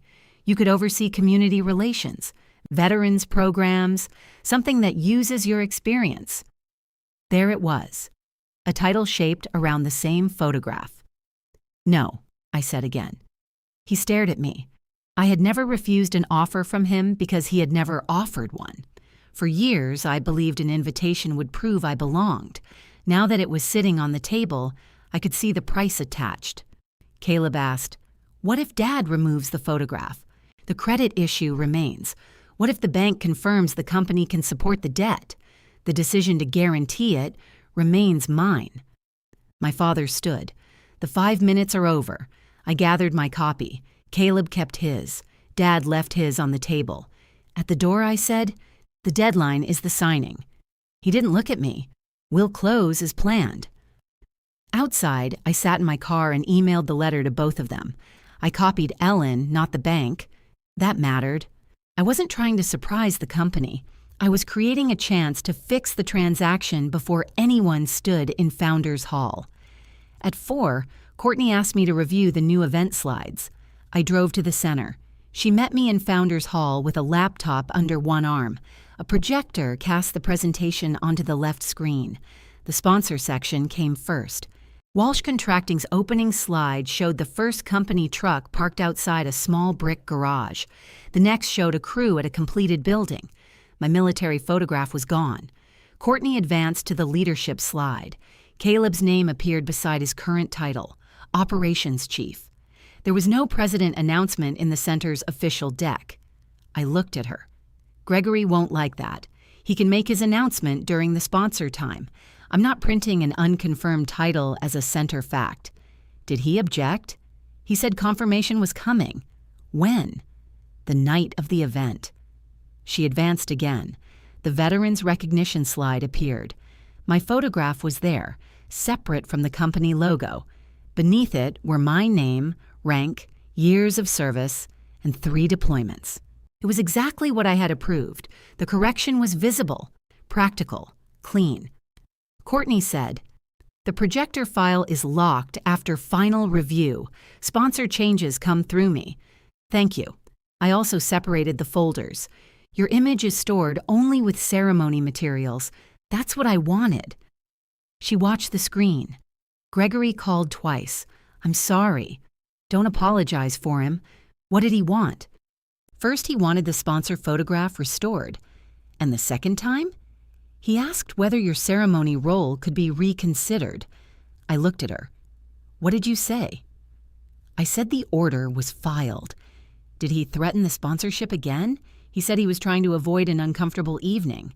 That sounds like him. Courtney closed the laptop. Are you still willing to serve? Yes. You don't have to prove anything by standing there. I'm not doing it for him. She nodded. Then she walked me through the ceremony positions again. We started near the side doors. I stood on the blue tape. Courtney checked the distance to the stage and moved the mark back several inches. The lead guard needs a clean turn, she said. I helped her measure the path. We shifted one table, then another. We tested the aisle with the stage steps in place. It was ordinary work. Tape, chairs, measurements, clear space. Nobody asked what I felt.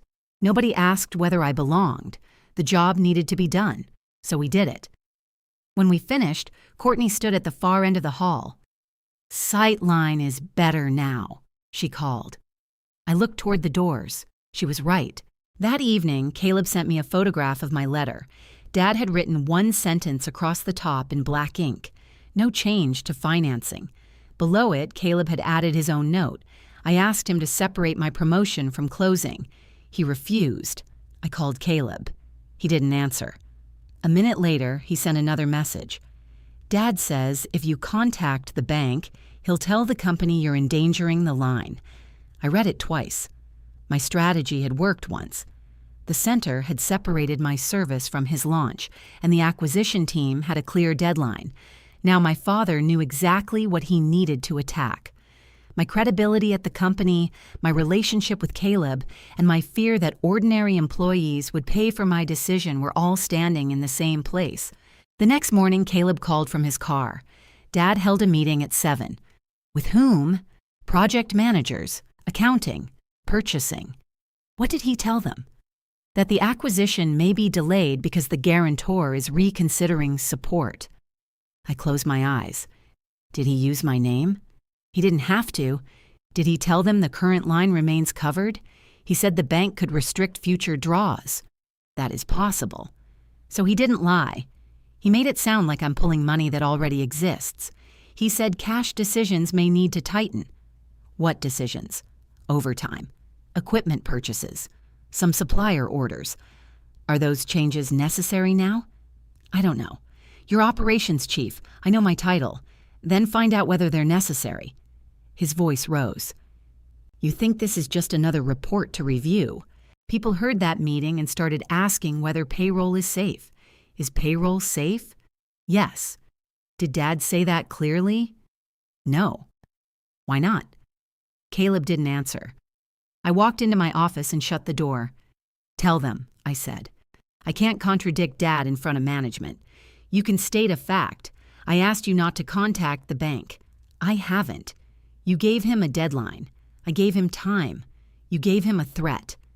I looked at the guarantee folder on my desk. Caleb, the existing balance is still guaranteed. Nothing has changed. Not yet. No, not yet. He was quiet for several seconds. Then he said, Dad canceled your seat at the company table. I didn't ask for one. He also removed you from the family section of the program. I asked to be separated from company materials. Then why are you upset? I'm not upset about the family section. What are you upset about? That he frightened his own managers to pressure me. Caleb let out a tired breath. He's trying to protect the deal. No, he's trying to make the cost of resisting him visible. Maybe the cost is visible because it's real. That landed harder because he believed it. I asked, do you think I should guarantee the acquisition? Yes, even though Dad hid it. He should have told you sooner. That wasn't my question. Yes, he said again. I think you should. For how long? Until we can replace you. Still no date. We can't give you one. Then you're asking me to accept an open-ended risk. I'm asking you to trust me. I sat down. That was the first time he'd made it personal. Did you build the financing? I asked. I helped. Did you tell Dad to use my guarantee? No. Did you tell the bank I consented? No. Then trusting you doesn't fix what he did. It lets me fix it after closing. By then, the money is already attached to me. I know. His voice became quieter. I also know Dad won't make me president if this fails. There it was. Not the company, not payroll, not suppliers. His future had been placed on the same date as my deadline. I said, he can appoint you president without buying anything. He won't. That's his choice. It's easy for you to say that. No, it isn't. You already got your rank, your retirement, your ceremony. This is my turn. I didn't answer right away. He had reduced my career to things handed to me. Dad had done the same thing at the equipment yard. Maybe Caleb didn't know he was doing it. That didn't make it hurt less. He said, if you stop this, Don't pretend you did it for me. I won't. He ended the call. At noon, Courtney asked me to come to the center. The final print proof was spread across her desk when I arrived. She pointed to the Veterans Recognition page. My name was gone. Not shortened, gone. I looked through the rest of the program. The sponsor section contained my father's photograph and Caleb's biography. The company history ended with a line about a new generation of Walsh leadership. There was no reference to me anywhere. Courtney said, "Gregory told the printer your image restriction required complete removal. He knows it doesn't." I told him it doesn't. What happened? He said Walsh Contracting would withdraw from the program and the benefit if its family materials were being challenged. Is he still sponsoring? For now. Why did the printer accept his change? He was listed as the sponsor contact. They thought he had authority over the Walsh pages. The Veterans page isn't a Walsh page. I know. She picked up a red pen. I can put your name back. The file goes to print at 4. What happens to the sponsorship? He may pull it. How much confusion does that cause? A lot. I looked at the proof again. Courtney had already restored my biography in red along the margin. My name, rank, years, and deployments were written in her neat handwriting. It would have taken one instruction to put them back. I wanted her to do it. That was what my father expected. He wanted me to choose between being erased and costing the center money. "Leave me out of the printed program," I said. Courtney dropped the pen. "No. The ceremony order stays?" "Yes." "The recognition slide stays?" "Yes. That file is mine." "Then leave the program alone. You're letting him do this. I'm not letting him change your ceremony. He's changing the public record of it. The center has an archive. That isn't what guests will hold." "I know." She looked angry enough for both of us. I said, "Use the sponsorship for the center. I can find other money, not by 4. She pushed back from her desk. "This is exactly how people like Gregory operate. They make the decent person calculate everybody else's pain." "I know. You keep saying that, because I do." The office door stood open. Volunteers were setting out boxes in the hall. Phones rang near the front desk. The benefit had work attached to it that had nothing to do with my father. I slid the proof back toward her. "Print it." Courtney didn't move. Then she drew one line through the biographies she had restored. She didn't cross out my name because it was no longer there. "The ceremony order stays in the event file," she said. "Yes, and I'm keeping your recognition slide. Yes, if Gregory objects on the night, he deals with me. He won't know until it happens." Her eyes narrowed. "What does that mean?" "It means he thinks the program controls the ceremony." She looked toward the filing cabinet. The official order remained there. My father had never seen it. He knew I had a role. He didn't know the exact sequence, the report, or where the honor guard would turn. Courtney said, "I'm not changing a filed order because a sponsor wants his son centered. I didn't ask you to." "Good." She signed the print approval. That was the first real loss I accepted without trying to negotiate it back. My father had removed me from something guests could see and hold. I let the page go because restoring it would make the center pay. But the ceremony was not his to rewrite. As I left Courtney's office, I saw 2 Walsh Contracting boxes near the stage. "What are those?" "Company display materials." "Have you checked them?" "They're sealed." "Does my restriction apply?" "To anything displayed at the event, yes. Open them before the benefit." "I will." My father called that evening. His voice was calm again. "Courtney approved the program. I know you're no longer connected to the sponsor material. That's what I requested. You're no longer in the veterans section either." "That was your request. You can't have it both ways. I'm not asking for both." He paused. "I can still fix this." I waited. "Support the acquisition," he said. "I'll restore your biography before the program goes to print. It already went. We can pay for a corrected run." Money for a second printing had appeared the moment it became useful to him.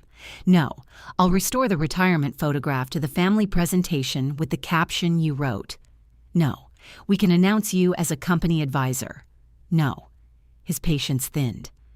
What do you want from me? I gave you a letter. I'm offering you recognition. I don't want recognition from Walsh Contracting. That's what this whole performance has been about. You keep offering things that cost you nothing. A title costs nothing? Not the kind you're offering. He went silent. Then he said, "The company has treated you like family. The company treated me like security. You volunteered. I did. You came home with money and no responsibilities. I gave you one." I stood so quickly that my chair rolled into the filing cabinet. He continued before I could speak. "You wanted to matter here. Don't rewrite that now." I looked at the shadow box carton near the wall. He was right about one part. I had wanted to matter there. That was why I signed. I said, "I'm not rewriting it." "Then honor it. I will honor every dollar already borrowed under my guarantee." "That's not enough. It's what I agreed to protect. And the agreement gives me a way to stop guaranteeing future advances." His voice became flat. "If you use it, don't come back here. To the company? To me." The room went quiet. I heard a vehicle pass outside. My father waited. He expected me to trade the boundary for the relationship. Maybe he believed there was no difference. I said, "You still have time to separate the acquisition. I'm not changing the financing. Then I'm not changing my decision." He hung up. I remained beside my desk with the phone in my hand. A few minutes later, Caleb sent one message. "Dad told me what he said. If you go through with this, I'm done too." I sat on the floor and leaned against the filing cabinet. For a long time, I did nothing. Then I opened the bottom drawer and removed the guarantee folder. I set it beside the blank printer paper. The price was clear now. I could keep my place in the family by carrying a debt I never approved, or I could use the one right I had kept and lose the place anyway. I called Ellen. When she answered, I said, "Tomorrow I want to verify exactly how the notice has to be delivered."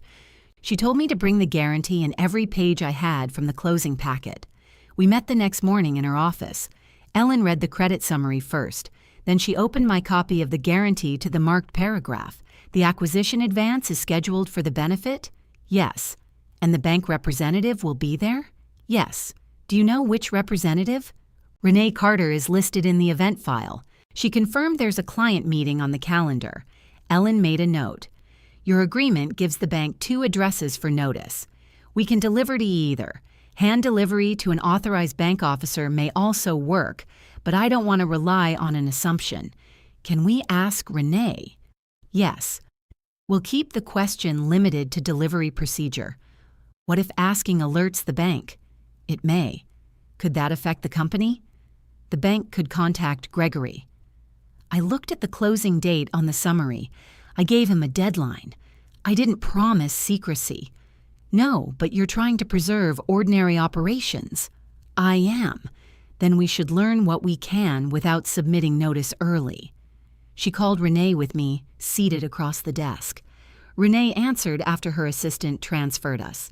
Renee's voice became careful. "Understood. We need to confirm acceptable delivery. The document controls. We have the document. It lists the commercial lending office and the secured loan department. Either may receive written notice. Does receipt require a particular officer? No.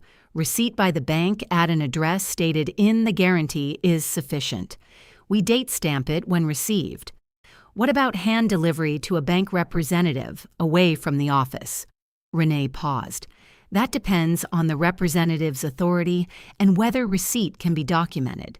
Will you be attending the Heritage Center benefit?" Another pause. "Yes." "In what capacity?" "I'm the relationship manager assigned to the scheduled signing. Are you authorized to receive borrower and guarantor documents for the loan file?" "Yes." Ellen glanced at me. "If Ms. Walsh hands you signed written notice at the event, can you acknowledge receipt with the time?" "I can." "And the notice takes effect according to the guarantee upon receipt?" "The bank will apply it according to the agreement." Renee wouldn't say more than that. Ellen continued. "Please confirm the effect on existing advances. The guarantee remains in place for obligations created before effective receipt. And future advances, The bank would evaluate any later funding without relying on Ms. Walsh's guarantee. That removed the uncertainty I needed removed. The existing balance would remain protected. The new advance would stand on whatever support my father had arranged without me. I asked, would receiving notice automatically cancel the credit agreement? No. Would it automatically call the existing balance due? No. Could the bank still decide to restrict later draws? Yes. Could you tell me what it will decide? Not before receiving the notice and reviewing the transaction. I looked at Ellen. She gave one small nod. That was as far as authority could take me. The bank could confirm the rule. It could not promise that using it would be painless. Renee said, "Dana, Gregory has represented that the existing credit structure will remain unchanged through closing. Did he represent that I supported the acquisition?" Ellen lifted one hand, warning me to stay narrow. Renee answered carefully. The bank received the closing materials through Walsh Contracting. That wasn't my question. I can't characterize the borrower's communications during this call. Has the bank received anything signed by me for this acquisition? No. Anything from me stating that I consent? No. That was useful. My father hadn't forged anything or invented a separate document. He didn't need to. He was relying on the guarantee already in the file and his belief that I would remain silent. We ended the call. Ellen turned the guarantee toward me. "You have the mechanism. I know. Now we need to discuss timing. If I deliver before the benefit, the bank may warn him." Yes, he could move the closing. Possibly. He could also tell the company I froze the line. He's already suggesting that. Ellen folded her hands. "You could send notice today. That would create a clear record and give the bank time to assess ordinary operations. It would also give Dad weeks to turn every delayed purchase into my fault. That's true. Could the acquisition close early? Not without the seller, the documents, and the bank funding. Based on what you've shown me, the scheduled signing matters. So I wait until the deadline I gave him. You can. And deliver before the new advance is made. That timing is important." I looked at the presentation page. What if I sent this to the seller? Ellen's expression didn't change. "What would your purpose be? To show them the guarantor never approved the deal. They may assume your approval wasn't required. What if I sent it with the notice provision? You might alarm them. You might also create claims about interference that distract from the clean right you already have. I don't want another fight. Then don't create one. What if I tell the company employees what Dad is doing? That may answer his story with yours. It may also make them more afraid." I knew that. The easier response would have been to expose everything before the benefit. Send the closing pages to managers. Tell the seller. Tell the Heritage Center why the bank was coming. Force my father to defend the transaction in every direction at once. It would also use employees, Courtney, and people at the other company as pressure. That was his method. I didn't want it. "No leaks," I said. "No calls to the seller, no company email." Ellen nodded. "Then the notice remains the only action." "Yes." She drafted it while I waited. It was one page. No accusation, no family history, no photograph. Just the right I had understood before I signed. Ellen printed 2 copies. "Don't sign until you're ready to make it effective," she said. "I won't. Keep them secure." I placed both in the guarantee folder. On the drive home, Caleb called. I let it ring once before answering.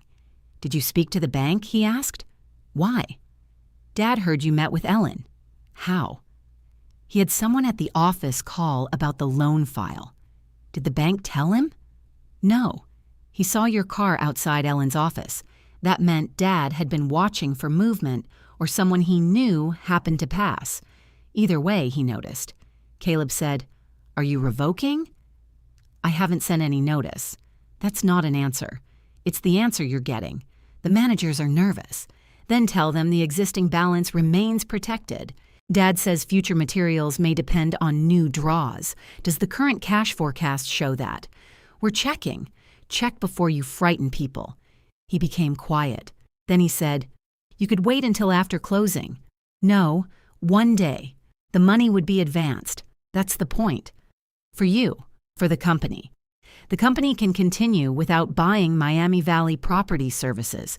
Dad says the seller will walk away permanently. That may happen. And you're fine with that? I accept that. He lowered his voice. You're choosing strangers at the center over your own family. No, I'm choosing not to guarantee a purchase I never approved. You always have a clean sentence ready. What do you want me to say? Say you care what happens to me. I do. Then prove it. I closed my eyes at a red light. That's the same thing Dad asked. I'm not Dad. No, but you're asking me to carry the same risk. The light changed. Caleb said, if you do this in public, there's no coming back. I'm not planning a scene. The signing is at the benefit. I didn't choose the location. You can deliver something before or after. Before may threaten normal draws early. After is too late. He understood what that meant.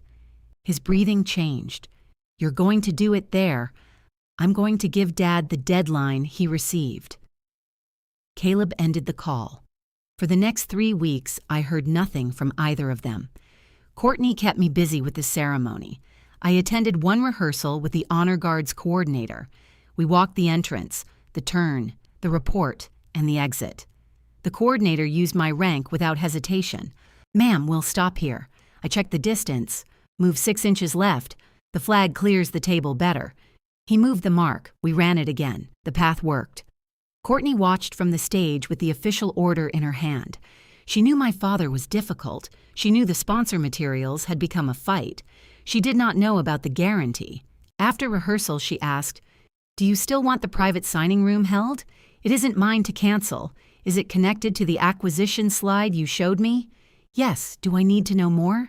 Not before the event. She studied me. Will anyone be unsafe? No.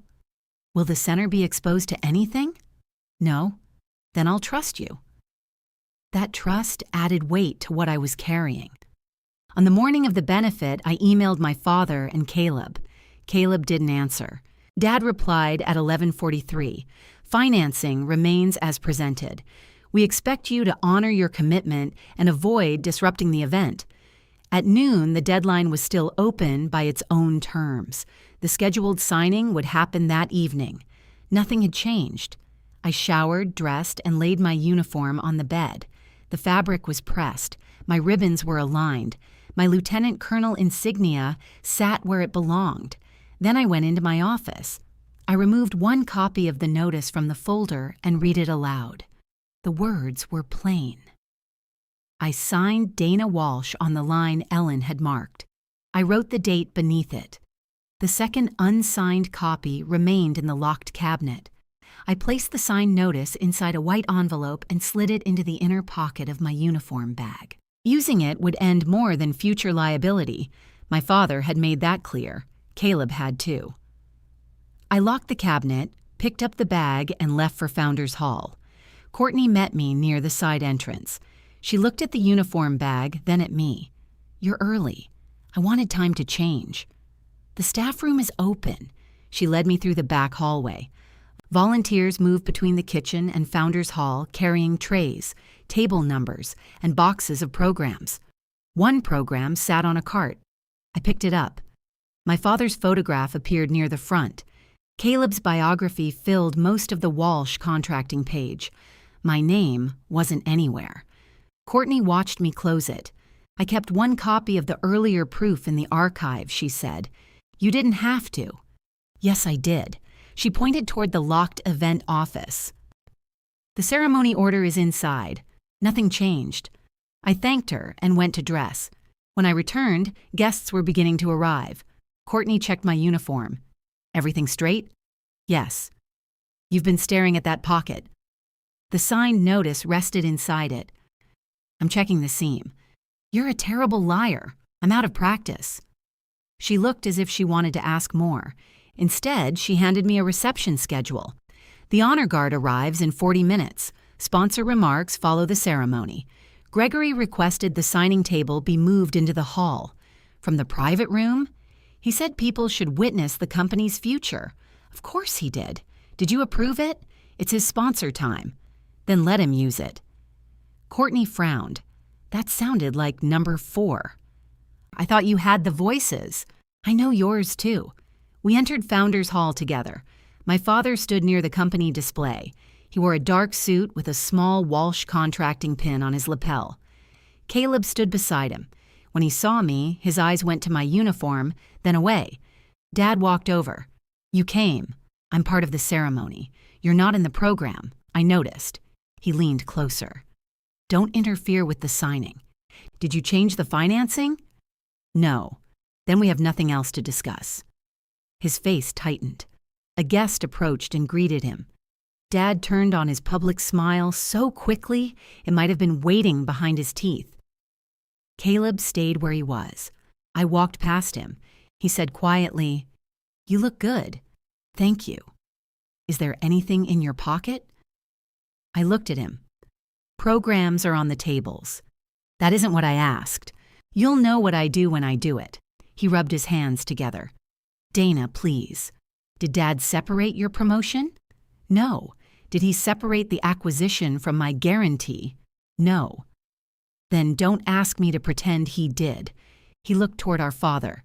I can fix things after tonight. That's what you keep saying. The reception began. Company photographs rotated across the right screen. The first truck, a job site. Caleb standing with a crew. Then my retirement photograph appeared. The Walsh Contracting logo covered the lower corner. Beside me were the words, Service that builds generations. My name wasn't there. Courtney saw it from across the room. She crossed the floor quickly. This isn't the approved file, she said. My father stepped between her and the company laptop. It's our sponsor presentation. It uses a restricted image. It's a family photograph. Courtney looked at me. I can stop the deck. Guests were already watching. My photograph disappeared, then returned on another slide beside Caleb's leadership biography. No, I said. Her eyebrows lifted. Dana. Let it run. You specifically restricted this. I know. My father smiled as if he had won. Courtney didn't. She said, I'll document that the center did not approve the change. Do that. She walked away, angry. Dad lowered his voice. You could have saved everyone trouble. I looked at the screen. You're not saving trouble. You're displaying it. He left before I finished speaking. A man and woman approached me a few minutes later. They had seen the photograph. The man said, Were you stationed at Wright-Patterson? For part of my career. I thought that was you. What did you do? Before I could answer, Dad appeared beside me. We don't mention her service, he said. He placed his hand on my elbow. Then he turned toward the couple. You should meet my son, Caleb. He's taking over Walsh Contracting. Caleb stood several feet away. Dad guided the couple toward him. I removed his fingers from my arm. That was the moment I'd thought about for weeks. Not because the words surprised me, because he said them in front of a photograph he had used 3 times. The woman looked back at me. You can mention it to me, she said. I served in logistics and installation support, I told her. 24 years. My father's shoulders stiffened. The woman smiled. Thank you, Colonel. Dana is fine. Courtney signaled from near the stage. The formal ceremony was ready to begin. Guests found their seats. My father took the center place at the sponsor table. Caleb sat beside him. I moved to the blue mark near the stage. The room settled. Courtney welcomed the guests and thanked the sponsors. She spoke about the center's work, its archives, and the veterans being recognized that evening. She did not read from the printed program when she introduced me. She read from the official order. Tonight's reviewing veteran is Lieutenant Colonel Dana Walsh, United States Air Force, retired. My father looked down at his program. My name wasn't there. Courtney continued. Lieutenant Colonel Walsh served 24 years and completed 3 deployments. The side doors opened. The honor guard entered at a measured pace. They moved down the aisle, reached the assigned position, and turned. Not toward the sponsor table, toward me. The lead guard stepped forward. Lieutenant Colonel Walsh, the honor guard is formed and ready. I raised my hand. The salute was clean, brief, Familiar. They returned it. For those few seconds, the room was silent. Then the guard continued the ceremony exactly as filed. No one humiliated my father. No officer confronted him. Nobody needed to. The protocol held. That was enough. When I returned to my seat, the woman from the reception touched my sleeve. "Now we can mention it," she whispered. I sat down before I smiled. Caleb kept looking from the printed program to the stage. Dad stared straight ahead. The ceremony ended with the colors posted and the honor guard exiting through the same doors.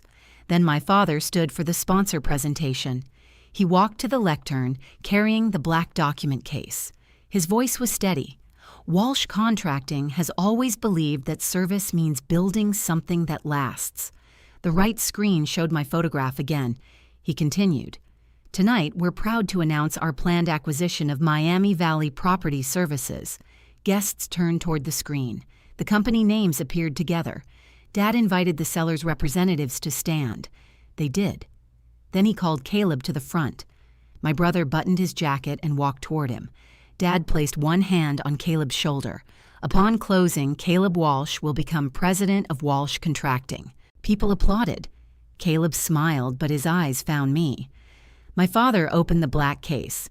"We're fortunate to have First Miami Commercial Bank here to complete the scheduled financing. We'll sign in front of you because this community helped build our company." Courtney looked at me from the stage steps. She hadn't known he would turn the sponsor remarks into a public closing. Neither had the seller's representatives. One of them hurried toward the signing table, while another gathered documents. Renee stood from a table near the aisle. Dad called her forward. The black case was opened. Pens were placed beside the signature pages. A company photographer moved closer. That was my father, committing fully. The acquisition had a stage, an audience, and my military photograph behind it. I stood. Caleb saw me first. His smile disappeared. I walked toward the signing table. My father kept speaking to the guests. "This is a major step for a family company, and we're ready." I stopped beside Renee. "I have a document for the secured loan file." The room was still settling after the applause. People near the front heard me. Renee looked at my uniform pocket. "Do you want to give it to me now?" "Yes." I removed the white envelope and handed it to her. Dad stopped speaking. "What is that?" Renee opened the envelope. She read the notice once, then checked the signature and date. From her folder, she removed a receipt form. She wrote the time and signed beneath it. She gave me the receipt. "First Miami Commercial Bank acknowledges receipt." My father stepped away from the lectern. "Receipt of what?" I looked at him. Caleb gripped the back of a chair. Dad stared at Renee. "The documents are ready. The advance was approved." Renee kept her voice professional. The approval relied on the existing guarantee remaining effective for the new advance. "It is effective for existing covered obligations," she said. "The bank has now received written prospective revocation." My father pointed at the closing packet. "That doesn't affect money already committed. The requested advance has not been funded. It's scheduled tonight." "Yes, so fund it." Renee closed the folder. "The bank cannot rely on Ms. Walsh's guarantee for an advance made after receipt of this notice." The seller's representatives looked at each other. Dad lowered his voice. "We discussed this transaction for weeks." "The bank can review alternative support," Renee said. "It cannot complete the planned funding on the presented structure tonight." Caleb stepped closer. "What happens to the current line?" Renee turned to him. "The existing balance remains covered under the guarantee. This notice does not cancel the credit agreement or undo prior advances. Can Walsh Contracting keep operating? The existing operations and current balance are not being canceled by this notice." My father's face changed. For weeks, he had told everyone I might endanger the company's existing financing. Renee had corrected that in 3 sentences. Caleb looked at Dad. "You said she was pulling the line. I said the bank could restrict future draws. You said she agreed to the acquisition." Dad glanced toward the guests. "This is not the place." He had chosen the place. The seller's representative quietly removed the pen from the signature page. Without the bank funds, we can't close, he said. Dad turned toward me. You did this in front of everyone. I gave you until the signing. You waited until the documents were on the table. You kept the same financing until the documents were on the table. His eyes moved to my uniform, then to the screen behind me. My photograph still filled it. Courtney reached the company laptop and ended the presentation. The screen went dark. No one cheered. That mattered to me. The room held employees, veterans, clients, and people who had come to support the center. They weren't there to watch a family destroy itself. Renee gathered the unsigned bank pages. The acquisition funding is unavailable tonight, she said. The bank will contact Walsh Contracting tomorrow regarding ordinary operations and any future credit needs. Caleb looked at the closing packet. Am I still president? Dad didn't answer. The question sat between them in front of the entire room. Then Caleb closed the acquisition folder himself. My father reached for it. Caleb kept one hand on the cover. Not here, Dad said. You brought it here. Pick it up. Caleb lifted the folder from the table, but he didn't give it to him. Courtney stepped to the lectern. She thanked the guests for their patience and announced that dinner service would begin. Her voice stayed calm. Within seconds, volunteers were moving again. Plates came through the side doors. The auction tables reopened. Conversations started in low, uncertain groups. She gave the room somewhere else to look. Dad walked toward the private conference room. Caleb. My brother followed him. He still carried the closed folder. Renee gathered the remaining bank documents and placed them in her case. I asked, Is there anything else you need from me tonight? No. Your notice is received. Will the company be contacted tomorrow? Yes, please include me in any discussion that changes existing covered obligations. I'll note that. She looked toward the conference room. You understood this might become public. I understood the signing was public. That isn't what I asked. No, I said. I didn't want a public family fight. She nodded once. The bank will keep its discussion limited to the credit. That was all I could ask.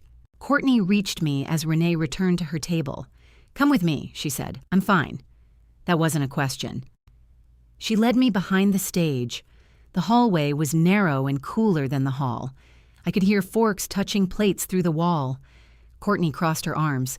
You knew the bank was going to stop the signing. I knew what my notice did. And you let Gregory move the table into the hall. He made that choice. You could have warned me. You asked whether the center would be exposed. It wasn't. You were. I looked toward the door. Because I'm very good at my job. Yes, you are. Her face softened a little. Are you all right? My father just ended our relationship in a room full of people. That sounds like a no. He ended it before we got here. Courtney leaned against the wall. You don't have to go back inside. I'm the reviewing veteran. The ceremony is finished. I'm also a guest. She studied me. Then she said, All right. We returned to Founders Hall. My seat at the company table had never existed, so I sat with two center volunteers near the back. One of them passed me a basket of rolls without asking questions. I ate half a plate of food. That was more difficult than the salute. My father and Caleb returned 10 minutes later. Dad didn't sit. He spoke briefly to the seller's representatives, then left through the front doors. Caleb remained. He moved from table to table, answering questions with the same sentence. The acquisition has been postponed while financing is reviewed. He didn't blame me. He didn't defend me either. Near the end of dinner, he stopped beside my chair. The bank meeting is at 9 tomorrow, he said. Where? The office. Did Dad invite me? No. Then why are you telling me? Renee said you'll be included because the existing balance is still guaranteed. I nodded. He looked at my uniform. Did you know the honor guard would do that? Yes. Dad didn't. No. A volunteer approached with empty plates. Caleb stepped aside. Before he left, he said, I need to know what Dad told the bank. So do I. The next morning, I entered Walsh Contracting through the front office. The receptionist looked at me, then at her desk. Usually, she waved me through. This time she said, They're waiting in the conference room. My father had already told people enough. Renee sat at one end of the table. Dad and Caleb sat together on the other side. I took the chair opposite them. The black document case was closed beside Dad. Renee began. The acquisition advance was not funded. The planned closing did not occur. Dad said, "We know. The seller has informed the bank that it will not extend the closing date under the current structure. That ended the purchase. There was no lawsuit, no penalty announced. The other company simply would not wait while Dad searched for new security." Renee continued, "The existing Walsh contracting balance remains outstanding under the current documents. Ms. Walsh's guarantee continues to cover obligations created before receipt of her notice." Caleb asked, "Are you freezing the account?" "The bank is not calling the existing balance or canceling scheduled payments." "What about payroll?" "The company's current cash and receivables are sufficient for the immediate operating cycle. We will work with accounting on a controlled pay-down plan." Dad leaned forward. "We need access to the line. You need replacement support for new advances. We have contracts. The bank will review company assets and cash flow. Ms. Walsh's guarantee is no longer available for new borrowing." He looked at me. "You created this." I said nothing. Renee opened a folder. "The pending equipment orders tied to the acquisition have been canceled. Ordinary supplier payments already scheduled will proceed." Caleb wrote that down. "No layoffs?" he asked. "That is a company decision, not the bank's. Nothing in today's action requires layoffs." He looked at Dad. Dad said, "We'll review staffing." Caleb's pen stopped. "Why?" "Because conditions changed. Current work didn't. We lost planned revenue. We also didn't acquire the added payroll." Dad's face tightened. Caleb turned to Renee. "Did Dana ever approve the acquisition?" "The bank did not receive a new approval from her. That isn't what I asked." Renee looked at my father. "The borrower's submission stated that the existing guarantor was aware of the acquisition and supported the continued credit structure." Caleb's chair moved slightly. "Who submitted that?" Dad said, "The company did." "Who wrote it?" "I approved the packet." Caleb looked at me. "Were you aware?" "Not until I saw the closing pages." "Did you support it?" "No." He turned back to Dad. "You told me she agreed to future growth. You told me she understood this deal." "I said she understood the company needed room to grow." "No. At the yard, you said she'd comply. Before that, you said she supported the transition." Dad placed both hands on the table. "We don't need to dissect every conversation. I base my decision on those conversations. You reviewed the acquisition. I reviewed operations.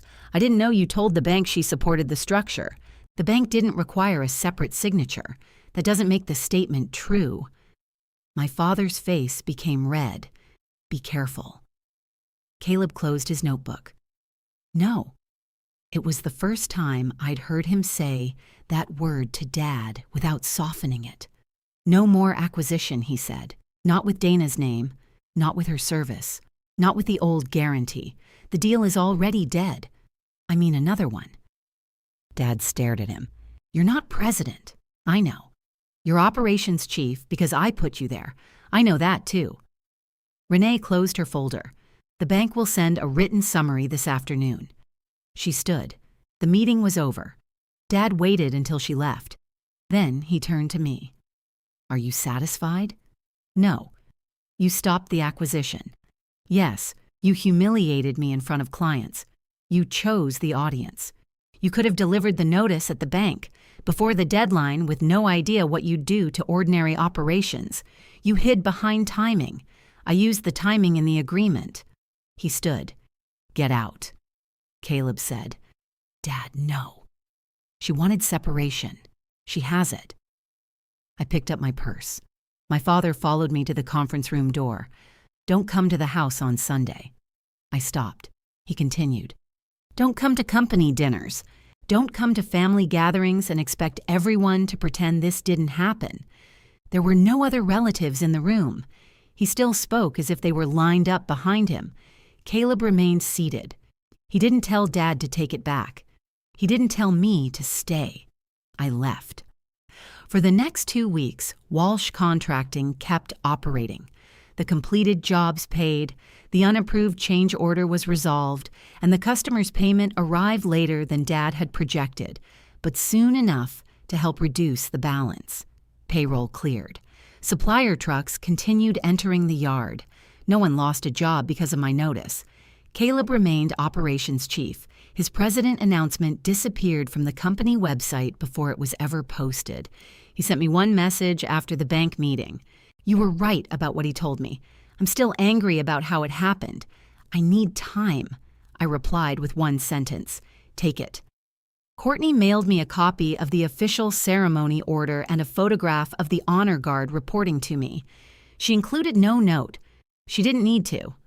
My father sent nothing. On Sunday, I stayed home. At 6, I made scrambled eggs and ate them at the kitchen table. My phone remained silent beside the plate. 3 days later, Caleb asked to meet for coffee. We chose a diner neither of us used often. He arrived before me and took a booth near the window.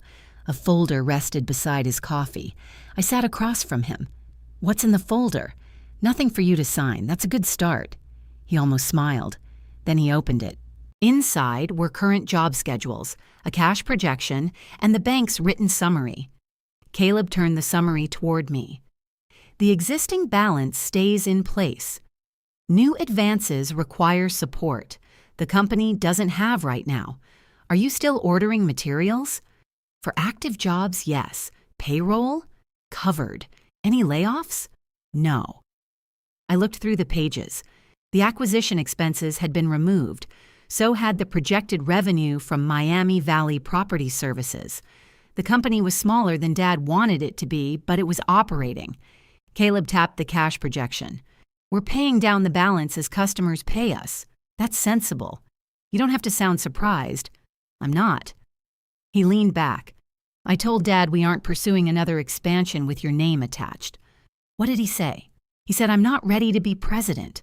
"What did you say?" I said I'm still ready to run operations. That cost Caleb something. He had wanted the title. He still did. But he no longer accepted the condition Dad placed under it. I closed the folder. "You didn't have to show me all this." "Yes, I did. Your guarantee still covers the existing balance." That was the first time anyone at Walsh Contracting said it without treating my involvement like an inconvenience. "Send me the balance each month," I said. "You already get it from the bank." "I do." "Then why do you need it from me?" "I don't. I want to see whether you send it." He looked at me for a moment. Fair enough. The next month, he sent it on the first business day. He sent it again the month after that. The balance moved down. Not quickly, but steadily. No request for more credit followed. No document arrived with a blank signature line. Caleb asked me to review nothing. When we met for coffee again, he brought no folder. He said, "I'm sorry I told you to prove you cared about me." I stirred my coffee. "Why are you sorry?" "Because I knew what proof would cost you. You were afraid. I was also selfish." I nodded. He waited for me to tell him everything was fine. I didn't. After a while, he said, "Are we going to be all right?" "I think we can be. That's not very comforting. It's honest." He accepted that. My father remained silent. Sunday passed, then another. I heard about company matters through Caleb and the bank. I heard nothing about family dinners because I wasn't invited. Then Dad left a voicemail. "We need to stop this nonsense. Call me." I listened once and deleted it. He called again the next evening. This time I answered. He said, "You've made your point." "What point?" "That you can operate without us." I wasn't trying to prove that. "Then come to dinner Sunday. What changed?" He sighed. "Why does something have to change?" "Because you told me not to come back. I was angry. You also removed me from the program. You wanted separation. You used my photograph after I restricted it. It was already in the presentation. You told the bank I supported financing I hadn't seen. The guarantee covered it." I let the silence remain. He tried again. "The company survived. The acquisition didn't. You got what you wanted. That isn't accountability. What do you want, an apology in the newspaper? No. Then what?" I want the benefit archive corrected. He went quiet. I continued. The center's printed program erased my role. Your unauthorized presentation is part of the event file. Anyone looking later will see the story you created. Nobody looks at old benefit files. Then correcting it shouldn't bother you. What exactly do you expect me to say? The truth. That's a convenient word. It's a simple one. He took a slow breath. If I send Courtney a correction, will you come Sunday? No. His voice sharpened. Then why would I do it? Because the correction isn't payment for access to me. He hung up. That was his first attempt at repair. He wanted the relationship restored before he changed anything. I didn't call him back. A week later, Courtney contacted me. Gregory sent something for the archive. What? A sponsor correction. I drove to the center that afternoon. Courtney handed me a printed statement.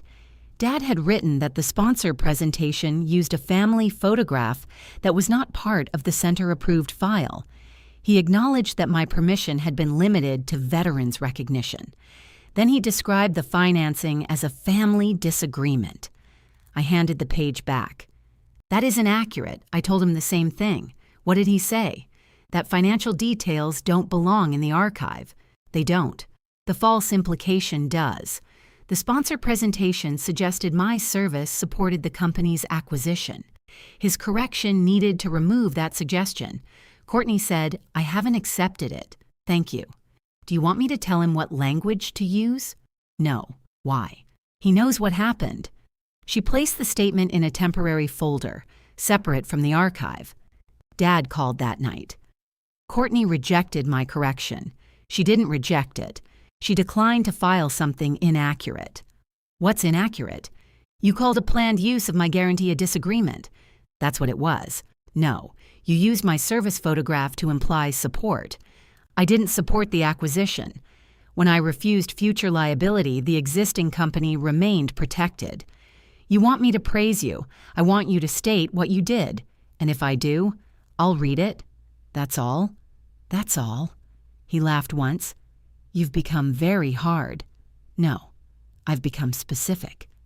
He ended the call again. Another month passed. Caleb and I began having dinner every other Thursday. We didn't discuss Dad each time. Sometimes we talked about work. Sometimes he asked what I planned to do with retirement. The first time he asked, I had no answer. Later, I started volunteering one morning a week at the Heritage Center.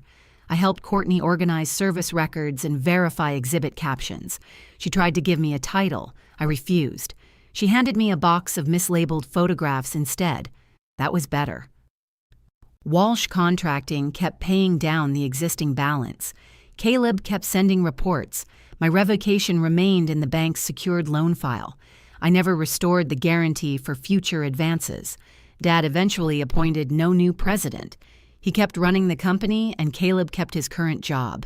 It wasn't the ending Caleb had wanted. It was the position he actually held, without my credit being used to decorate it. One Thursday, he brought a padded envelope to dinner. Inside was a storage drive containing every version of the benefit presentation. The company removed your photograph from its files, he said. The archive copy stays with Courtney. This is the backup Dad had. Does he know you gave it to me? He told me to. I looked up. Why? Caleb shrugged. He said it wasn't ours to keep. That was the first action my father took without asking for anything in return. The second came 2 weeks later. Courtney called and asked me to visit the center. A corrected benefit program lay on her desk. My name appeared under veterans recognition. My rank, years of service, and deployments were printed beneath it. The Walsh sponsor page used the photograph of the first company truck. At the back was a correction signed by Gregory Walsh. He acknowledged that my military photograph had been used outside the permission I gave. He stated that I had not endorsed the acquisition or its financing. He also stated that my notice preserved responsibility for the company's existing obligations while refusing personal support for the new purchase. The center had posted the same correction in its public archive. Courtney said, he paid for the corrected print run. How many copies? The same number as the original. That wasn't necessary. He said it was. I ran my thumb along the edge of the program. Did he ask you to call me? No. That mattered. I took one copy home. Dad waited another week before contacting me. His message was short. I corrected the record. I'm asking for a relationship with my daughter. No company role, no financial access. If the answer is no, I'll leave you alone. I read it several times. Then I called him. We start with coffee, I said. Where? My house? When? Sunday afternoon. He arrived 5 minutes early. I saw his truck from the office window, but he didn't come straight to the door. He sat behind the wheel until the exact time. Then he walked up the path carrying nothing. No company folder, no bank envelope, no invitation to dinner, just himself. If this story moved you, subscribe and let me know where you are watching from. The doorbell rang once. When I opened the door, Dad stood with his hands at his sides. I won't stay long, he said. That depends. He nodded. Behind me, the corrected program rested on the entry table.